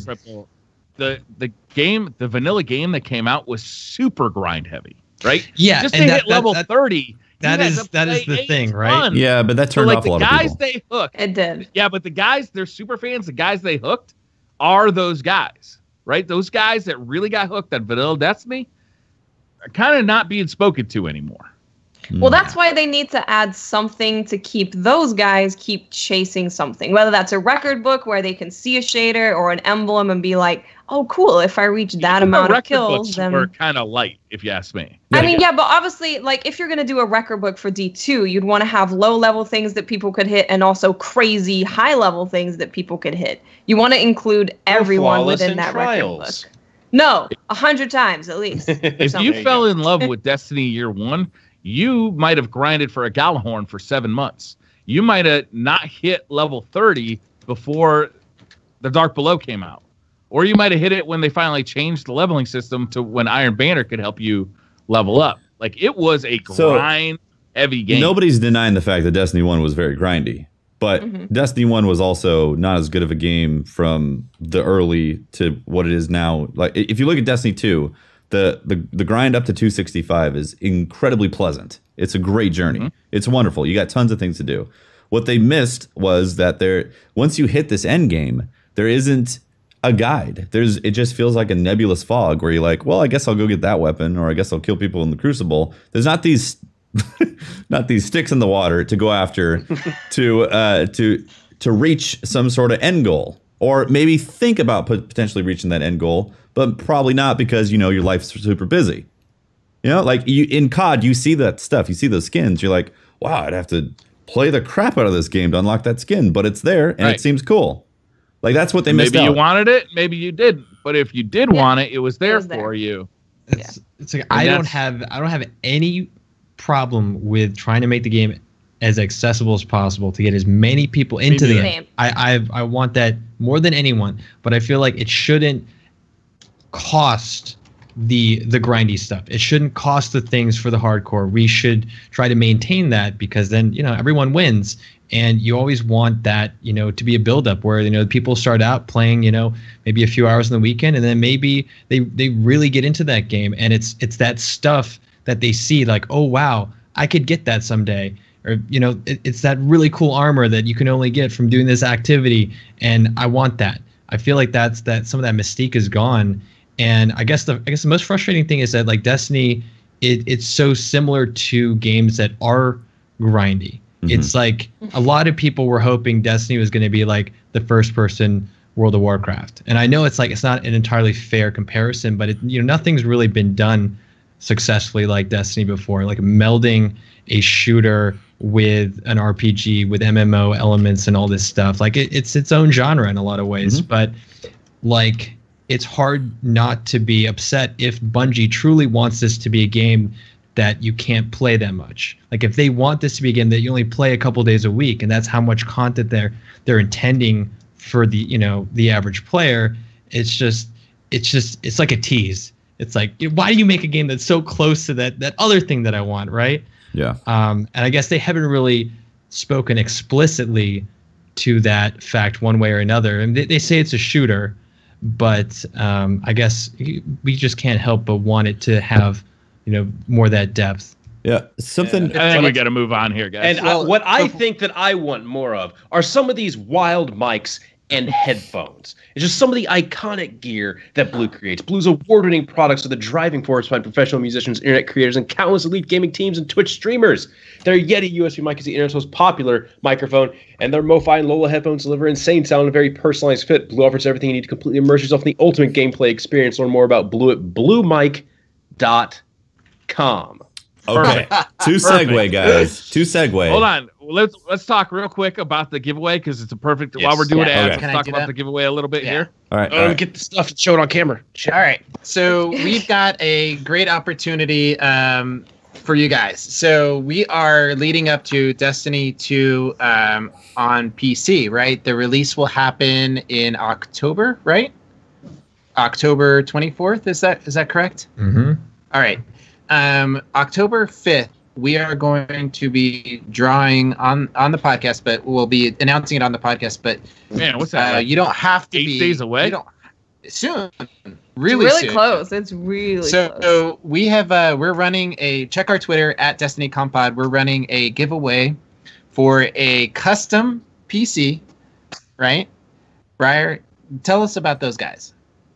So the guys who are doing this are On Air PC. I've gotten a PC from them in the past. It's actually a really great PC. I got it just for streaming. What they do is they cater to streamers, to gamers, and to gamers and streamers. You actually call these guys on the phone. It's really bizarre. Instead of like going on a website and trying to figure out what you need, you actually talk to somebody on the phone and they help you figure out what you need. So if you're going to be streaming, if you're going to be gaming and streaming on one PC, they can help you and walk you through that. They send you a PC that's already set up. It's got OBS running on it. It's got all the software you need and all the hardware you need already installed. So you can just start streaming right from the get-go. It was really awesome. Beautiful. I can attest to that. They're building me a computer, and I'm really excited about it. You guys would be winning the same one I'm getting. It's got we've teamed up with Razer to put the Destiny Razer keyboard. What is that? We got the Goliath, the mouse, Goliath mouse pad. We got. All right. If you like the Death Adder SMG, then you're gonna love the Death Adder mouse as well. I really want that mouse, like real bad. It's a good mouse. It is a really good mouse. So it's pretty cool. Hey, hold on, sir. Because I love what you're doing. I just want you to do it fast. I have to bend down and pick all this stuff up as well, and I can't see it. It's called the Man of War headset. Destiny Man of War Razer headset, just like the linear fusion rifle Man of War. And then the crowning piece, Le Resistance. I can't speak French. We have the Ornata Chroma keyboard here as well. Beautiful. That you will be getting. Thank you very much, Razer, for supplying us with these. Beautiful. And we just found out today that you're also going to get a Scuff controller. Yeah, so Scuff is another one of our sponsors, but we're announcing tonight. We picked up them as a sponsor of the podcast. So if you want to get a Scuff controller, you can enter in DCP as a discount code. So all those people that had to use the 111 or the Tefty one or the Watts one or the all these guys. Now you can just use 3 letters, DCP, and get that discount. There you go. Anyway, so we're like you're literally taking money out of my pocket. You're literally stealing my money. Oh my god. I know. Right? So these controllers are awesome. I really stand by them. But they are going to be adding one of these to the giveaway. You know what we need to do, Pope? We need to get a DCP themed controller. We're working on it. Oh, that'd be awesome. Yeah, we do. We're working on it. Mm-hmm. Yeah, and we're going to be throwing in probably a blue microphone pretty soon here. I can yell at Blue and make him throw a microphone in as well. Sure, yeah. Giveaway just keeps getting better. This is just We're getting better. everything. So make sure you guys go there and you throw your lot in. You have I think you have like 24 different ways to enter to by following different people, and you don't have to spend any money, just be there. Awesome. And so we're that giveaway is happening on October 5th. Good luck to everybody who is put their name in the hat, and I hope you win. There it is. Yeah. Okay. Factions. There it is. We did not talk. So we've been roasting the end game and what's not there. Yes. And this week they added Faction Rally into it, which is arguably a end game enhancer, right? Sure. I do have to ask our resident New Monarchy rep a question. Okay. Why is your armor all mobility for hunters? What is this bullshit? Like I said, I was not in charge of I didn't need you to talk to your the people. armor or the weapons. They said make great shaders, and I have great taste. So as you can see, But that's do why have she's great one shaders. the best, because you can get recovery. Yeah, we're gonna have Jeez, to. it's like the artist behind Fighting Lion. They designed a really sweet emote for a really bad gun. That's true. What do we think of the Faction Rally, guys? I mean, we're a few days into it.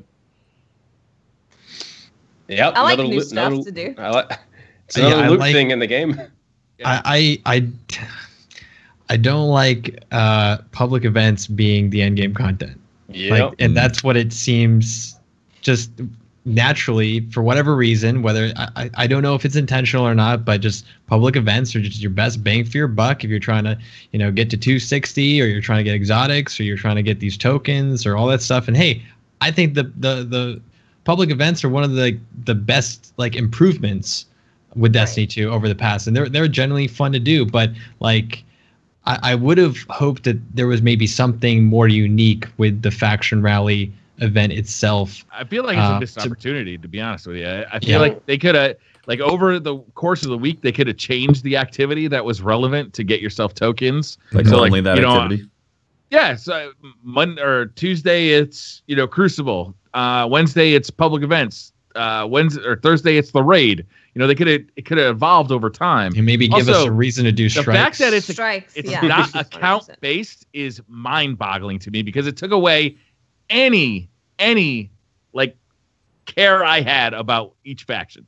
Because I'm not gonna lie. I have one character on each faction, and I don't give a shit again.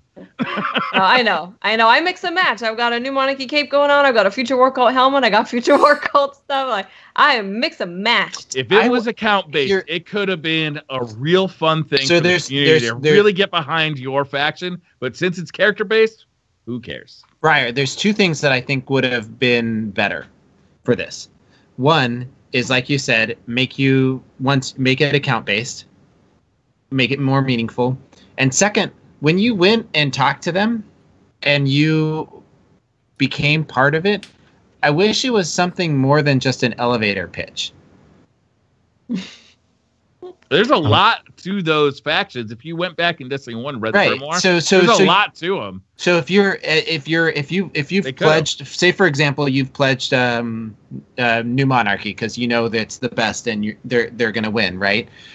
So say you know that, right? So as you're playing and you reach different milestones within that faction war, you get information that's either not, maybe a voice actor doesn't read it to you, maybe it's something that pops up on your screen and you can read about it, maybe that when you go back to your faction vendor to talk to them and you've reached that milestone, he tells you more lore about the faction. Leveling up with your faction actually gets you like to a higher rank, and then you get access to more lore. Right, so you get more information. Yeah, so that sounds awesome. That's what I wished would have, because Executor Hideo is like, I mean, he's a sexy man. I mean, standing in front of him, you might want to just sit there and hear his golden silken voice tell us everything about the beliefs of the new monarchy and really get us to buy into it. So yeah, I'm with you, man. Account based and more lore. Also, why is there nothing to spend our legendary shards on? I honestly thought they were holding. They were like, okay, the Azure, but guess what? Faction rallies, you're gonna have some things to buy directly from them with legendary shards. I was gonna be like, sweet. Nope. I have a lot of shards. Shards are just infusion materials out. That's genuinely the only thing that shards are really there's actually there's one thing you can do with your shards. You can keep buying duplicate exotics, dismantle them, and then level up gunsmith. Yeah. That is something you can't do. Yeah. People were doing that to farm Antio because so you can try to get that one gun you're missing, and you can also get exotics. And mods. True. Get those rare kinetic mods. I've been doing the opposite and saving my gunsmith materials. I'm about to hit 2,000 gunsmith materials. Ooh. Yeah. I just spent all mine during the podcast, and I did get a Frontier Justice, so Blue Westlow's mad. I have one of those. Is it good? I haven't used it. No, it's not good. No. The not to get into weapon conversations, but the slow rate of fire scout rifles serve absolutely zero purpose. Yeah, so if you're trying to get Dead Orbit to win, then I don't know what you're smoking, honestly. That pulse rifle, we already know. The pulse rifle where it's at. Right? Yeah. Right? We don't need the sidearm that shoots actual garbage. We need a pulse rifle that's going to be amazing when the meta shifts towards pulses. Yeah, so go for Dead Orbit to get their pulse rifle because it's fantastic. The other thing that I feel like is missing from a faction rally where you're trying to rally behind your faction, and it's the winner at the end of the week is going to get to buy this thing for cheaper. It doesn't really matter because there's no glimmer cap and everyone's probably cap anyway. Why is there nothing tracking this in game? Yeah, that's a big missed opportunity. Or even on the website, right? Even if you would go on the app or anything. It would be really hype if it was like points, not like tokens or something. No. When you turn your tokens in, it shows like the global leaderboard or something, and your contribution to that. And it's like, all right, I can see something actively happening. Maybe they could put a screen in the tower that shows it, during the event or something. Yeah, there's definitely something missing to try to ground hype what's happening. Right? Get the hype going. Exactly. Yeah. we were talking about how much they're appealing to the more casual player base, and I feel like this event definitely does that because in addition to not showing the leaderboards, I feel like they would be unbelievably close because also you can only you only get 30 engrams a week per faction, which like once you hit that point, not everyone's going to hit it. I know not everyone's going to hit it, but once you hit that point, you're like, okay, I'm done with that faction. I'm not really going to put any more into it because let me tell you, I'm getting tons of shaders already just from turning in. No, I mean, if you wanted to win, you're obviously going to put in more factions, or I mean, more tokens. I wanted to see a faction option in guided games where you could, like, say you committed yourself to New Monarchy, you could go into guided games and offer your services to run the Nightfall with, like, you know, preference towards people that are also pledged to New Monarchy and help them out, and you get a bonus towards your faction for helping out other they're going to have to massively buff the amount of faction things you get from PvE because it's a little bit laughable that at the end of the Nightfall you get the equivalent of what a heroic event. Yeah, eight. You get 8 from heroic. Woo! And you can farm that. You can double and sometimes triple dip heroic public events. Mm-hmm. Yeah. One of my clanmates, Sir D, his idea was that. What's his name? Sir Demetrius. Sir Demetrius. Who's that? Does he play this game? Damn. Pope's trying to be funny. No, I appreciate that. I appreciate a good roast on Sir D. So his idea was like they could have made Crucible like actual faction wars. So you go in and you're only gonna team up with people in your own faction, and you'll be up against people of one of the other two factions, and then like maybe the winning team gets a bonus toward, you know, the cumulative sum of that faction or something make it like a little, you know, the PvP players can, you know, pull their weight, I guess. And just get people I know it's just like I know a lot of them like they want to grind for this stuff, but like they don't want to go like do patrols and stuff. So they'll just suffer through PvP getting their measly, you know, 2 to 5 tokens. It's so low. And hey, and when you're playing survival, you may even get one game in every 30 minutes. Yeah, so 5 tokens. 30 minutes. Looking good. That's a good grind right there. Yeah, it's a good grind. Yeah. Well, I think the thing to take away from this is this is the first time they've tried this. So hopefully they hear feedback. They always say they're listening to feedback from the community on this. Think about how much things changed over the course of Destiny 1. You know? Yeah. We're in our first month of the game, dude. We haven't even seen a full sandbox update. Remember Iron Banner? All the changes that came to Iron Banner after like 2 Iron Banners. I remember it like I just said it. Yeah, exactly. Iron Banner's also coming, so like,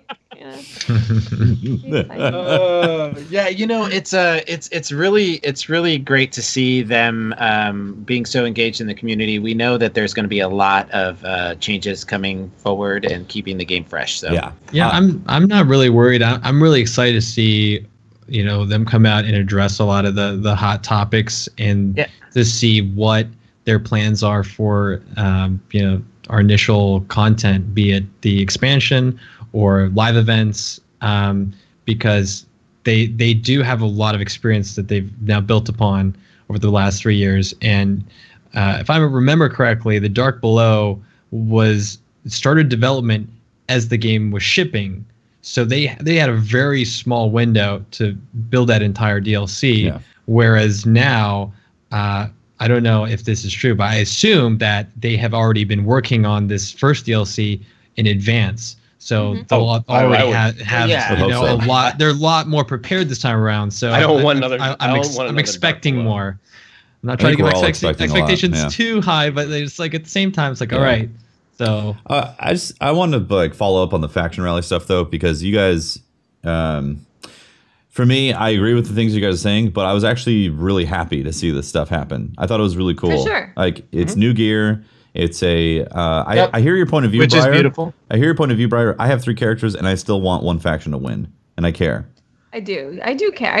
Yeah. I feel like we could maybe care more, and they could do more to kind of get us hype and back our faction. But I definitely do care. I think it's especially if you played Destiny 1 and you kind of were like, Future Warcall has like the armor that I need as a hunter and the weapons. Well, I want the. There's also. Sorry, Tefty. The thing is, this is like the first real live event for Destiny 2, and I'd say as a live event, I think that's pretty cool. Like I want things like this to happen in the Destiny universe as we progress through the game's landscape, because for a while we just had Trials and Iron Banner, and that just for me got really bland. It was like, okay, same thing, shoot people and shoot people again who want to DDoS you. Great, awesome. If we have these rolling events, we need like a faction rally, and then we need something else that introduces another pool of loot, and then we get Iron Banner, and then maybe it starts rotating from there, and then we get another DLC. Maybe the DLC adds something, and they keep on building upon these things and actually have like a Festival of Lost, and then a winter event and stuff like that. I think it's going to be a really great landscape to play Destiny 2 in. It's not going to be as hardcore as some of us would like it, but I'm willing to be okay with that, knowing that there is going to be evolutions to the live game. Yeah. I guess to round out my piece of it, as I really enjoyed it, because I didn't get a whole lot of time to play with it. I have a little baby and bouncing it and playing. It's been fun to be able to take part in a public event and go do live events. These that are very compatible to having to get up and change a diaper or feed, stuff like that. So I really enjoyed it. I just wish, Tefty, like that they put a little bit more lore into it. I wanted to know more about New Monarchy. I mean, I love New Monarchy. Listen to the reasons why we chose our factions. Yeah. Right? Yeah. There is a whole because they had the best guns. The guns or the shader. Because I think it's hilarious that everyone would then get a really amazing sidearm. All right, so that's the reason why. But there's a whole part of the community that loves to hear the story and lore of Destiny, and this would have been a great opportunity to tell us why there was the faction wars. Why did we do the faction wars, right? Yeah. And why isn't it transferred into PvP as far as like a faction playlist where it matches up? Would have been cool. So, like, for example, you put on the faction your faction banner, and that puts you in as New Monarchy, right? And then you go into the playlist, and it auto match makes all the New Monarchy people on one side, and then Dead Orbit on the other. So what you're saying is a solo queue playlist that was faction based only, right? I mean, how cool would that be? Like, you just all you got to do is put the banner on and go in there, and it puts you on either all Monarchy or all. What was the other one? There's Dead Orbit, there's New Monarchy, and there's like a third one. Oh, the triple in there wearing a Dead Orbit. No, I'm just Dead kidding, Orbit one. I know. The other team. Just running straight at the enemy, jumping off cliffs. We're rocking but see, Briar, it's account based, right? So you've now pledged to that one, right? Yeah. In the that, fact in that example. I understand that everybody wants they want to hedge their bets, but if it was account based. Yeah. I think it really would have formed an attachment with your faction of choice, and you were really pulled for it, because now that it's character based, you're like, I kind of like this shader, so I'll farm I'm a winner little no matter bit what. here. Yeah. There can't be winners. There can't be. To be honest, I'm too poor to lose. So I mean, yeah. I have $50,000, 50,000 glimmer for 50,000 glimmer if you lose. If you lose. All right, we're running late. I just want to get a few Twitter questions in, so let's do just a few here. Spartan11 says this is for Triple. How the hell is what's the matter? We never talked about the Bungie bounty. I don't know if we wanted to. Oh, there was a Bungie bounty. Survival was happened a lot. Not many games were played. People were mad. 8 games, you said? 9. It was. I'm gonna put a different spin on it. It was cool to see the developers playing with gigs. Oh hell yeah! Who that was the first Bungie bounty, and it was awesome. It was fun to watch, and it's good to see Josh Hamrick show Cosmo how to play the game. It was. We all know that Cosmo is still learning how to use the sticks, and Josh stepping up like that and showing him how it's done is really awesome. So I love that. I love that they were actually just not playing by themselves. It wasn't just gigs going in there. They actually got developers involved. That was really good. I would say moving it to quick play would probably be a good improvement. A little bit better. Just so more people have the opportunity to match and get the emblem. Minus supremacy. Silly. All right, Spartan11 says, this is for Triple. How the hell is skill gap / ceiling measured in your opinion? If KD, win-loss ratios, and such don't matter. That is a really hard question to answer, and it's going to be really difficult to, pinpoint that. But I feel like, a game that has potential for you to outplay, where you're in control, right, of your destiny. I think that nice. It's true. Like if you go back to Destiny 1 as an example, and yeah, it had a lot of ups and downs and flaws and such. I feel like in Destiny 1, there were very rare times where you were helpless entirely, right? Like you could make plays, like you could do something crazy and you could turn it around, and there's a lot of hype involved, right? And I don't think that Destiny 1 was perfect, and I don't think Destiny 2 is perfect. I would like the game to be somewhere in between, right? Where the individual player has a chance to shine and the team, your teamwork is rewarded and encouraged. Like Destiny 2 is very different right now from Destiny 1. I think that's, everyone has mixed opinions on that. But to answer his question specifically, if you're to look at a lot of games, I think a lot of the most popular games right now, even, they're all over the place, whether it's like they're MOBAs or they're shooters or they're fighting games. And the ones that really have grown into massive followings, like dedicated player bases, they all have really high skill ceilings. And with Destiny 2, I feel like it has a bigger skill gap than Destiny 1, but like the skill ceiling is lower. Like you're kind of capped at a certain point where there's not much you can do to really separate yourself. Mm-hmm. And so that's just something I would like to see them, bring some more guns into the exchange, like bring hand cannons up a little bit. I wanted inner accuracy to be a little bit better, whereas in Destiny 2 it feels like really poor across the game, except for SMGs and sidearms, and it's clearly like an intentional choice. But I think Josh Hamrick had actually answered this question on Twitter, and his take was that they didn't want the game to be intimidating to new players. They didn't want the skill set to be too large where people would feel alienated, I suppose. And I feel that's perfectly valid for him to say that. But I feel like in the long run that's gonna hurt the game, because I want to watch players that are really good. I want, as a spectator, even if I never played the game, I want to see the potential for amazing things to happen. I feel if you're intentionally putting a cap on that, then where's your drive? If it's hard to get much better at something. That makes sense. How much do you think 30 FPS and peer-to-peer causes issues with that? I think on PC, having played the beta, it's faster. You can do more actions simultaneously, and the frame rate's very fluid. You can actually get in and out of combat quicker. For example, you can get in a fight and then instantly 180 and slide away. Mm-hmm. It's really hard to do that on controller, even if you're at 10 sensitivity. You can't. It's not the same.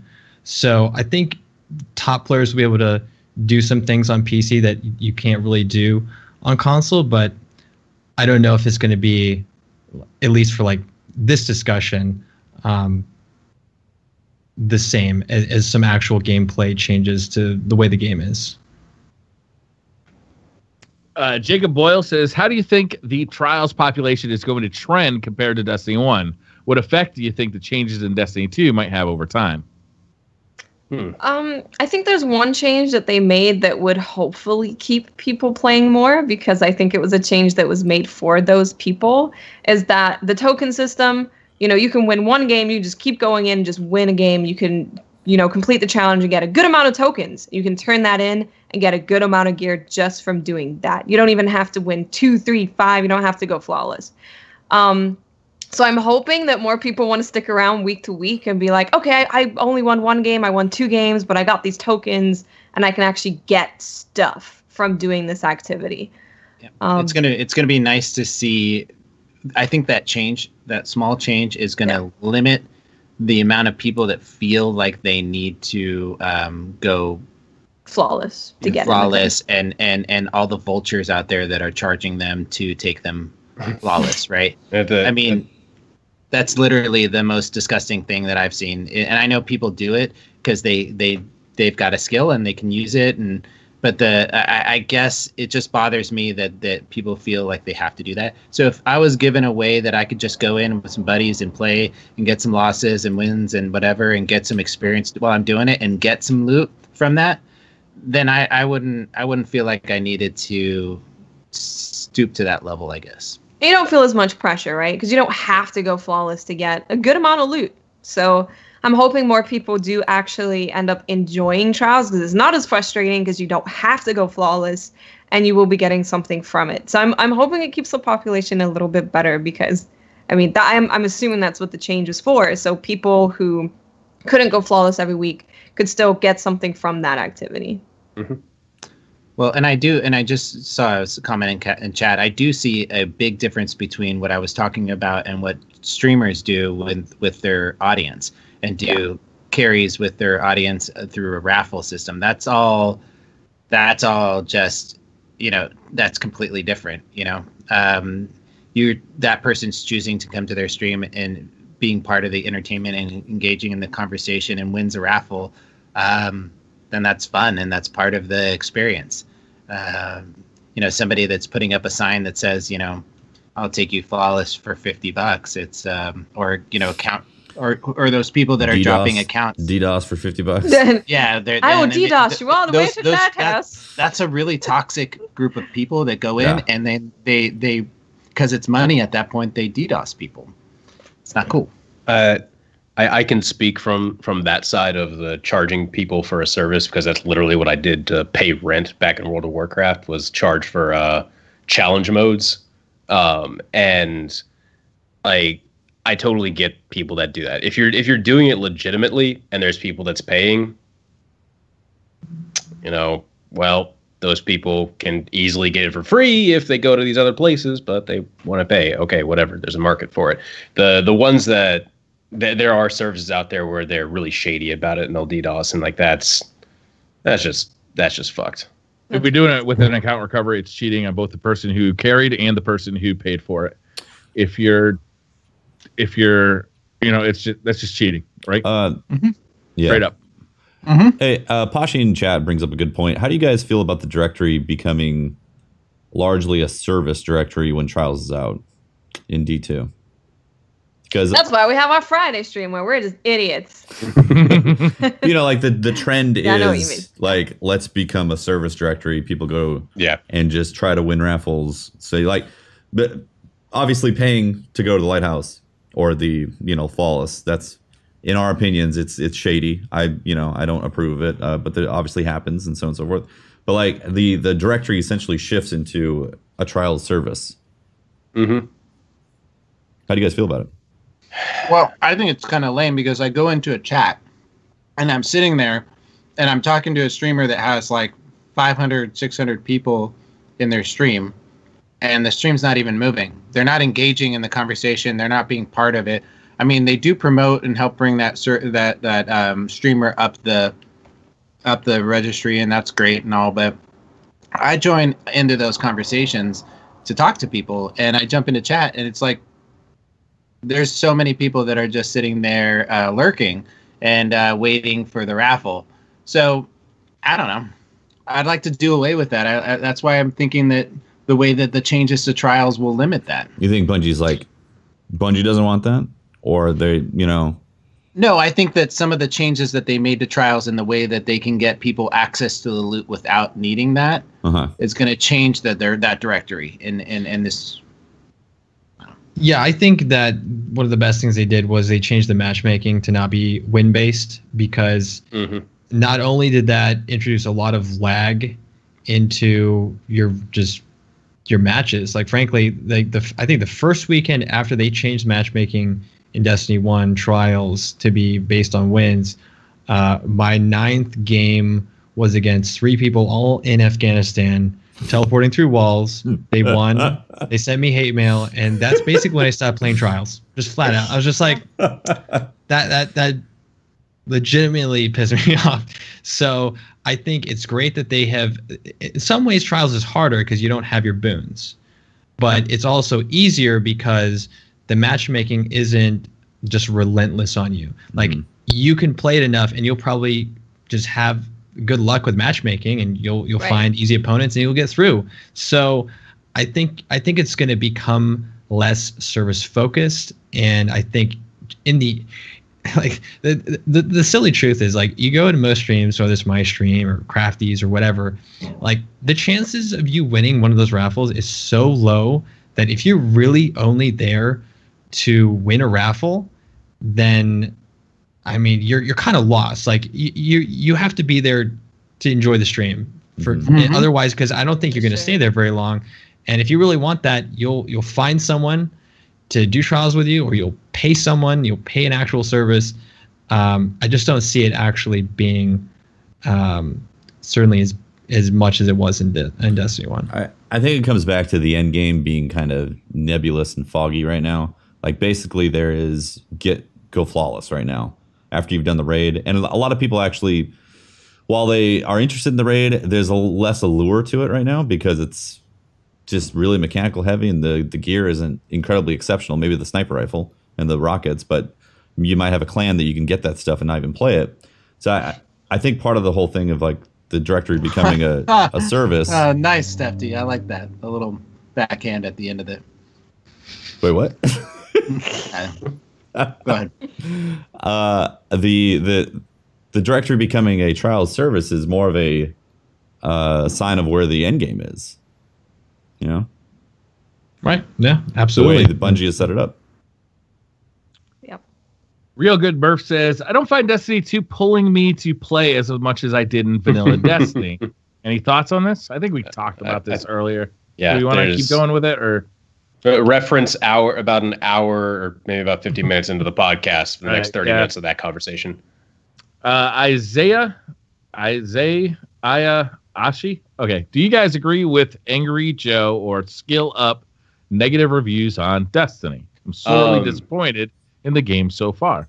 I watched about 20 minutes of Skill Up's review. It's about an hour long. I watched Angry Joe's review. I watched I Hate Everything's review. And a lot of them have a lot of very solid points about the game, be it for the story just being kind of like, wait, we killed Gaul? What? Why? There's a lot more stuff that they get into in their reviews, which I honestly think you should go watch them because it does bring up a lot of good points. At the same time, there was some stuff in some of the reviews like that I didn't really care for. Angry Joe talked about the raid, but never actually played the raid, which feels odd. If you're doing a review, you got to have. He also complained about the music.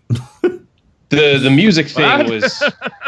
He was like, sometimes amazing music will be happening when nothing's happening. I was like, what? Also, the Monster Closet was an unfinished part of the game that Bungie forgot to finish. Yeah. Where the AI spawns out of. No, that's just it's just to tell you it's a monster closet. Yeah, and he complained about the AI just coming at you one at a time to try to kill you. I was like, Well, yes, they did do that in the very opening mission, but I don't know. There's a lot of valid points to a lot of those reviews. At the same time, miss a lot of stuff. I don't watch game reviews for games I already have. I don't look at product reviews for products I already own. I look at them as purchasing information. So I want to make sure if I want to buy Destiny 2, then maybe I'll go around looking for Destiny 2 reviews. If I want to buy a new electric drill, I'm going to go around looking for electric drill reviews. But after I've bought an electric drill, the only thing that looking at reviews are going to do is make me regret my fucking purchase. Like, so why, if I'm enjoying Destiny 2, am I going to go around looking at reviews that can only function to like point out shit about the game that I might not like once it's pointed out? I don't really understand. I just like getting a different opinion because I'm enjoying Destiny, right? And I have, some issues with the game that I'd like to see improved upon. But I mean, getting that other opinion of someone who isn't a fan of Destiny, and it's like, okay, let's see what their points are and see if they have any, valid points that they're making. So that's why I watch. This is also why I don't like actually playing with people who just bitch about the game the whole time they're playing. Oh yeah, like it just gets tiresome and fucking old. Like, no, that's I'm here having fun. Why are you? That just kills my vibe. Raining That's on my different. good time, man. Right? Can I take a moment to introduce you to cuteness here? Yes, please do. Absolutely. She's adorable, Pope. This is my daughter. So cute. So cute. She is 6 days old, and I think she's going to be a hunter. To be honest with you. Oh, you think? Yeah, we've already determined that. We've got 2 Titans, a Warlock, and this is. You need a hunter. Make sure she's a Night Stalker. Don't be a Night Stalker. Night Stalkers are great. Well, so she was born on Friday and has had my attention like nothing else. Congratulations, Pope. So thanks, Congratulations. Congratulations. She's That's so awesome. Cute. We're running out of time. I'm going to skip to the end She's of the list adorable. of the stupid questions because they're fun. All right. I just want to say Angry Joe's review had a lot of salt. He had a few good points, but it was really like him being like, it is Destiny thing again and blah, blah, blah. He did make a couple good points, but overall it was Salty Joe. SkillUp's review was from a fan of the game, and he did an excellent job. He's a great YouTuber. He brought up a lot of good points. I didn't agree with the fact that the raid he thought was bad, because I thought the raid was great.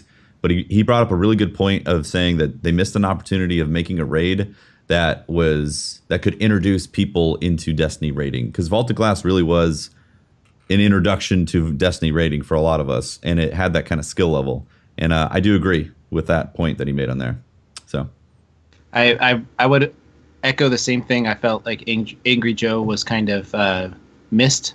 I feel like his review missed it didn't resonate with me. Not just because I'm a fan of the show or a fan of the game, but because I feel like his points weren't on solid ground. Although I do have a lot of respect for SkillUp, and I appreciated his review. He was very knowledgeable of the game, and I felt like it had a solid foundation. So if there was 2 people that I was going to listen to, I would definitely feel like, to me, I feel like Angry Joe's was kind of irrelevant and just not really. Damn, roasted Joe. I just don't feel like he really connected with the like. He's talking to an audience that's not fans of the game, that hasn't played the game, right? He's talking to a totally different audience. And to me, what personally resonates with me is SkillUp's argument and the points that he makes as a fan of the show, like Patrick said, or fan of the game. Sorry. Yep. Joe Arnold says, "Do you guys have any pet peeves? Can be Destiny related or not." When blueberries don't freaking trigger the heroic event, when I'm desperately farming my goddamn coins. Not to trigger it. They're trying so hard to just finish killing every blight. Stop it. I'm going to kill this blight as fast as possible, because you're not going to kill the big thing up there. Killing Spider Tank? Leave alone. Give it some time. You got to teach them. Get into the group chat. Get into chat and talk to them. No, they're not going to get into chat and talk to them. Type it. I can invite them. Hell no.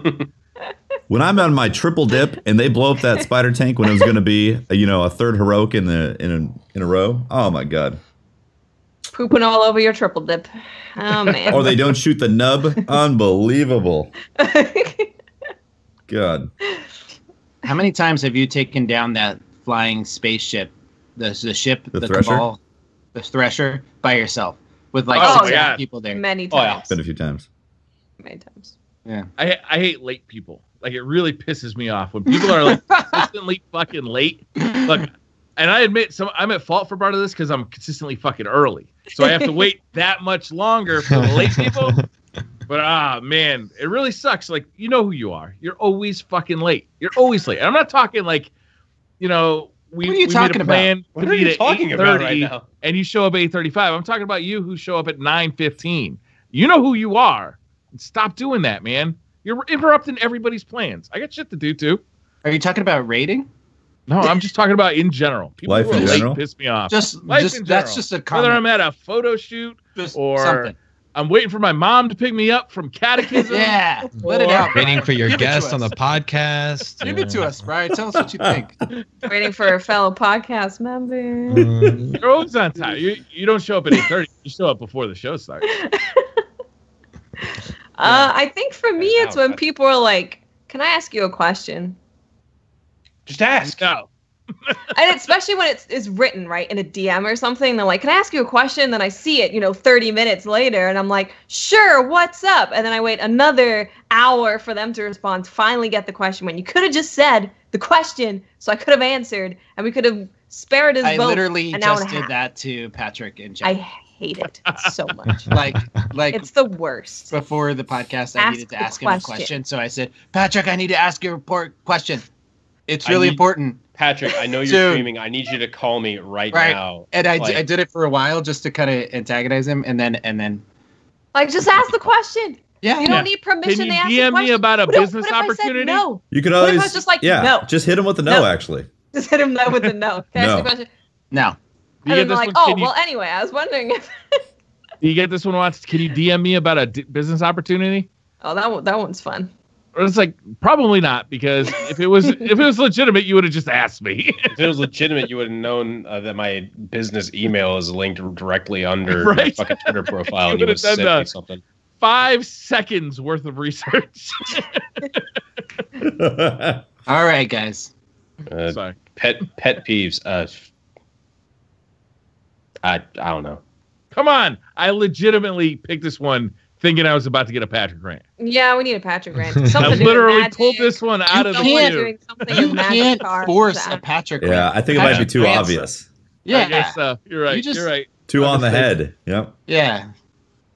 Clark Bowman says, how much does Arak Jalal make per hour at Hot Topic? Seeing him in Destiny 2 is awesome because his emo factor has just gone even higher. It really has. It's He definitely stands taken- there. It's like Oh, the yeah. dramatic lighting behind It's- it. you're right. Yeah. It's like, Right. And he's doing this with his fingers. He's doing this.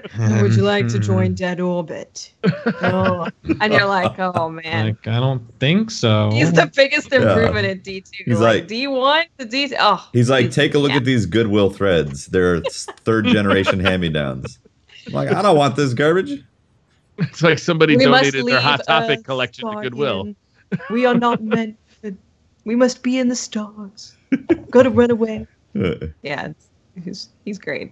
Kung Fu Reggie says, what is the best kind of bread to eat with a sandwich, a roll or sliced? My favorite Sliced. is the Dutch Crunch. Sliced. Man, Dutch crunch. Potato I don't bread. know what the Dutch Crunch is, but it sounds intriguing. Dutch crunch is a type of roll. Sounds like a sexual activity. It That was It like- is. It's actually a sexual position. Probably both. I was gonna go with a ciabatta. But all right.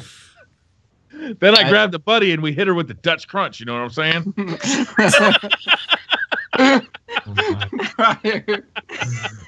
Oh my god! Wow. You know you're getting to the end of the podcast when All right, roller slice. Don't demonetize, please. YouTube family friend.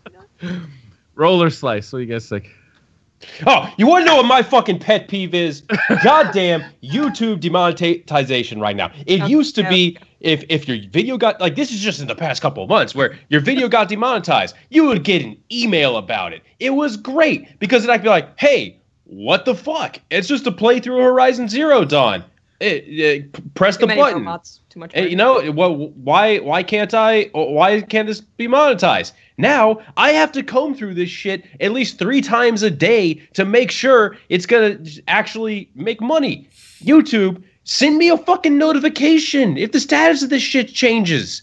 You know, you guys send me a notification when it's redone after I go through all the fucking hassle of going through all my videos, making. I don't even know if my past videos are making money. I'm only worried about the Destiny 2 ones right now, man. It's like, come on, dude, have your business. I know you guys got the bandwidth to send some fucking emails. You guys can do it. You send me one when you fix it. Send me one when you fuck it up too. yeah, I would agree Lack of wholeheartedly. Professionalism. That's what it is. Yeah, Right. seriously, Yeah, communicate yeah, with your goddamn audience and basically people who, make your service worth a damn. Just send Patrick an email, guys. Yep. Send me a fucking email. See, that's what I'm talking about, Brian. Hit You him, can't hit him with a Dutch crunch. You can't get a rant. You can't get a rant like out of a question. You just got to. I don't know, man. It was just delayed a little bit. Delayed rant. In the end, it worked out pretty good. It was really high ping. Really high ping. People can find my business in email and send me like videos of them clutching in Callus or the Nightfall, which by the way I watched it. It was pretty cool, dude. But it's like. People can find my business. It's not difficult. It's literally it is tied to my YouTube account. Yeah, you literally need to sign up with YouTube with an email account. Yeah, I'm pissed, man. Fuck. God, you would be if it was just randomly affecting your livelihood. Yeah, it's not. Trust me. So I feel your pain. Straxion says, "If I eat myself, will I double in size or disappear completely?" How much of yourself are you eating? I assume the whole thing. Yeah. But you can't. How do you eat your like nose and stuff? Yeah. Well, are we talking about actually eating or the sexual version of eating yourself? Okay. Pope. Oh my God. Pope, it said come on. It said disappear or double yourself. Clearly, we're talking about consumption. Okay, I'm just asking a clarifying question. Okay. I only overreacted because don't jump down my throat. God damn it, Pope! It's disgusting. Anyway, can you coat yourself in Dutch Crunch to make it more appetizing? That's what I want to know. Probably. If you're eating yourself, I'm sure you can do whatever you wanted. I think you disappear that's right. completely. It's maybe your eating yourself is part of a Dutch Crunch. You know. Glenn Cassio says, "Can we take a minute to give a big happy birthday from the community to Tefty as it was his birthday yesterday?" It is not my birthday yesterday. It was not. I swear to God. Happy birthday. It was not my birthday. Unbelievable. Happy birthday, Tefty. My birthday actually is in oh my God. 2 days. Is it really? Yeah. Congratulations. We're having a birthday trial. Birthday trial thing tomorrow. It's gonna be great. Happy birthday, Pat. It's not my birthday. God damn it. Unbelievable. Everybody, when you hear this message, make sure to tweet at Tefty and congratulate him for being happy birthday. Oh for being old. And if you see a tweet at Tefty happy birthday, make sure you retweet it multiple times. There you go. Favorite it, retweet it. You know, like and subscribe if you can. Let's God. Tefty, let's get hashtag happy birthday Tefty trending on Twitter.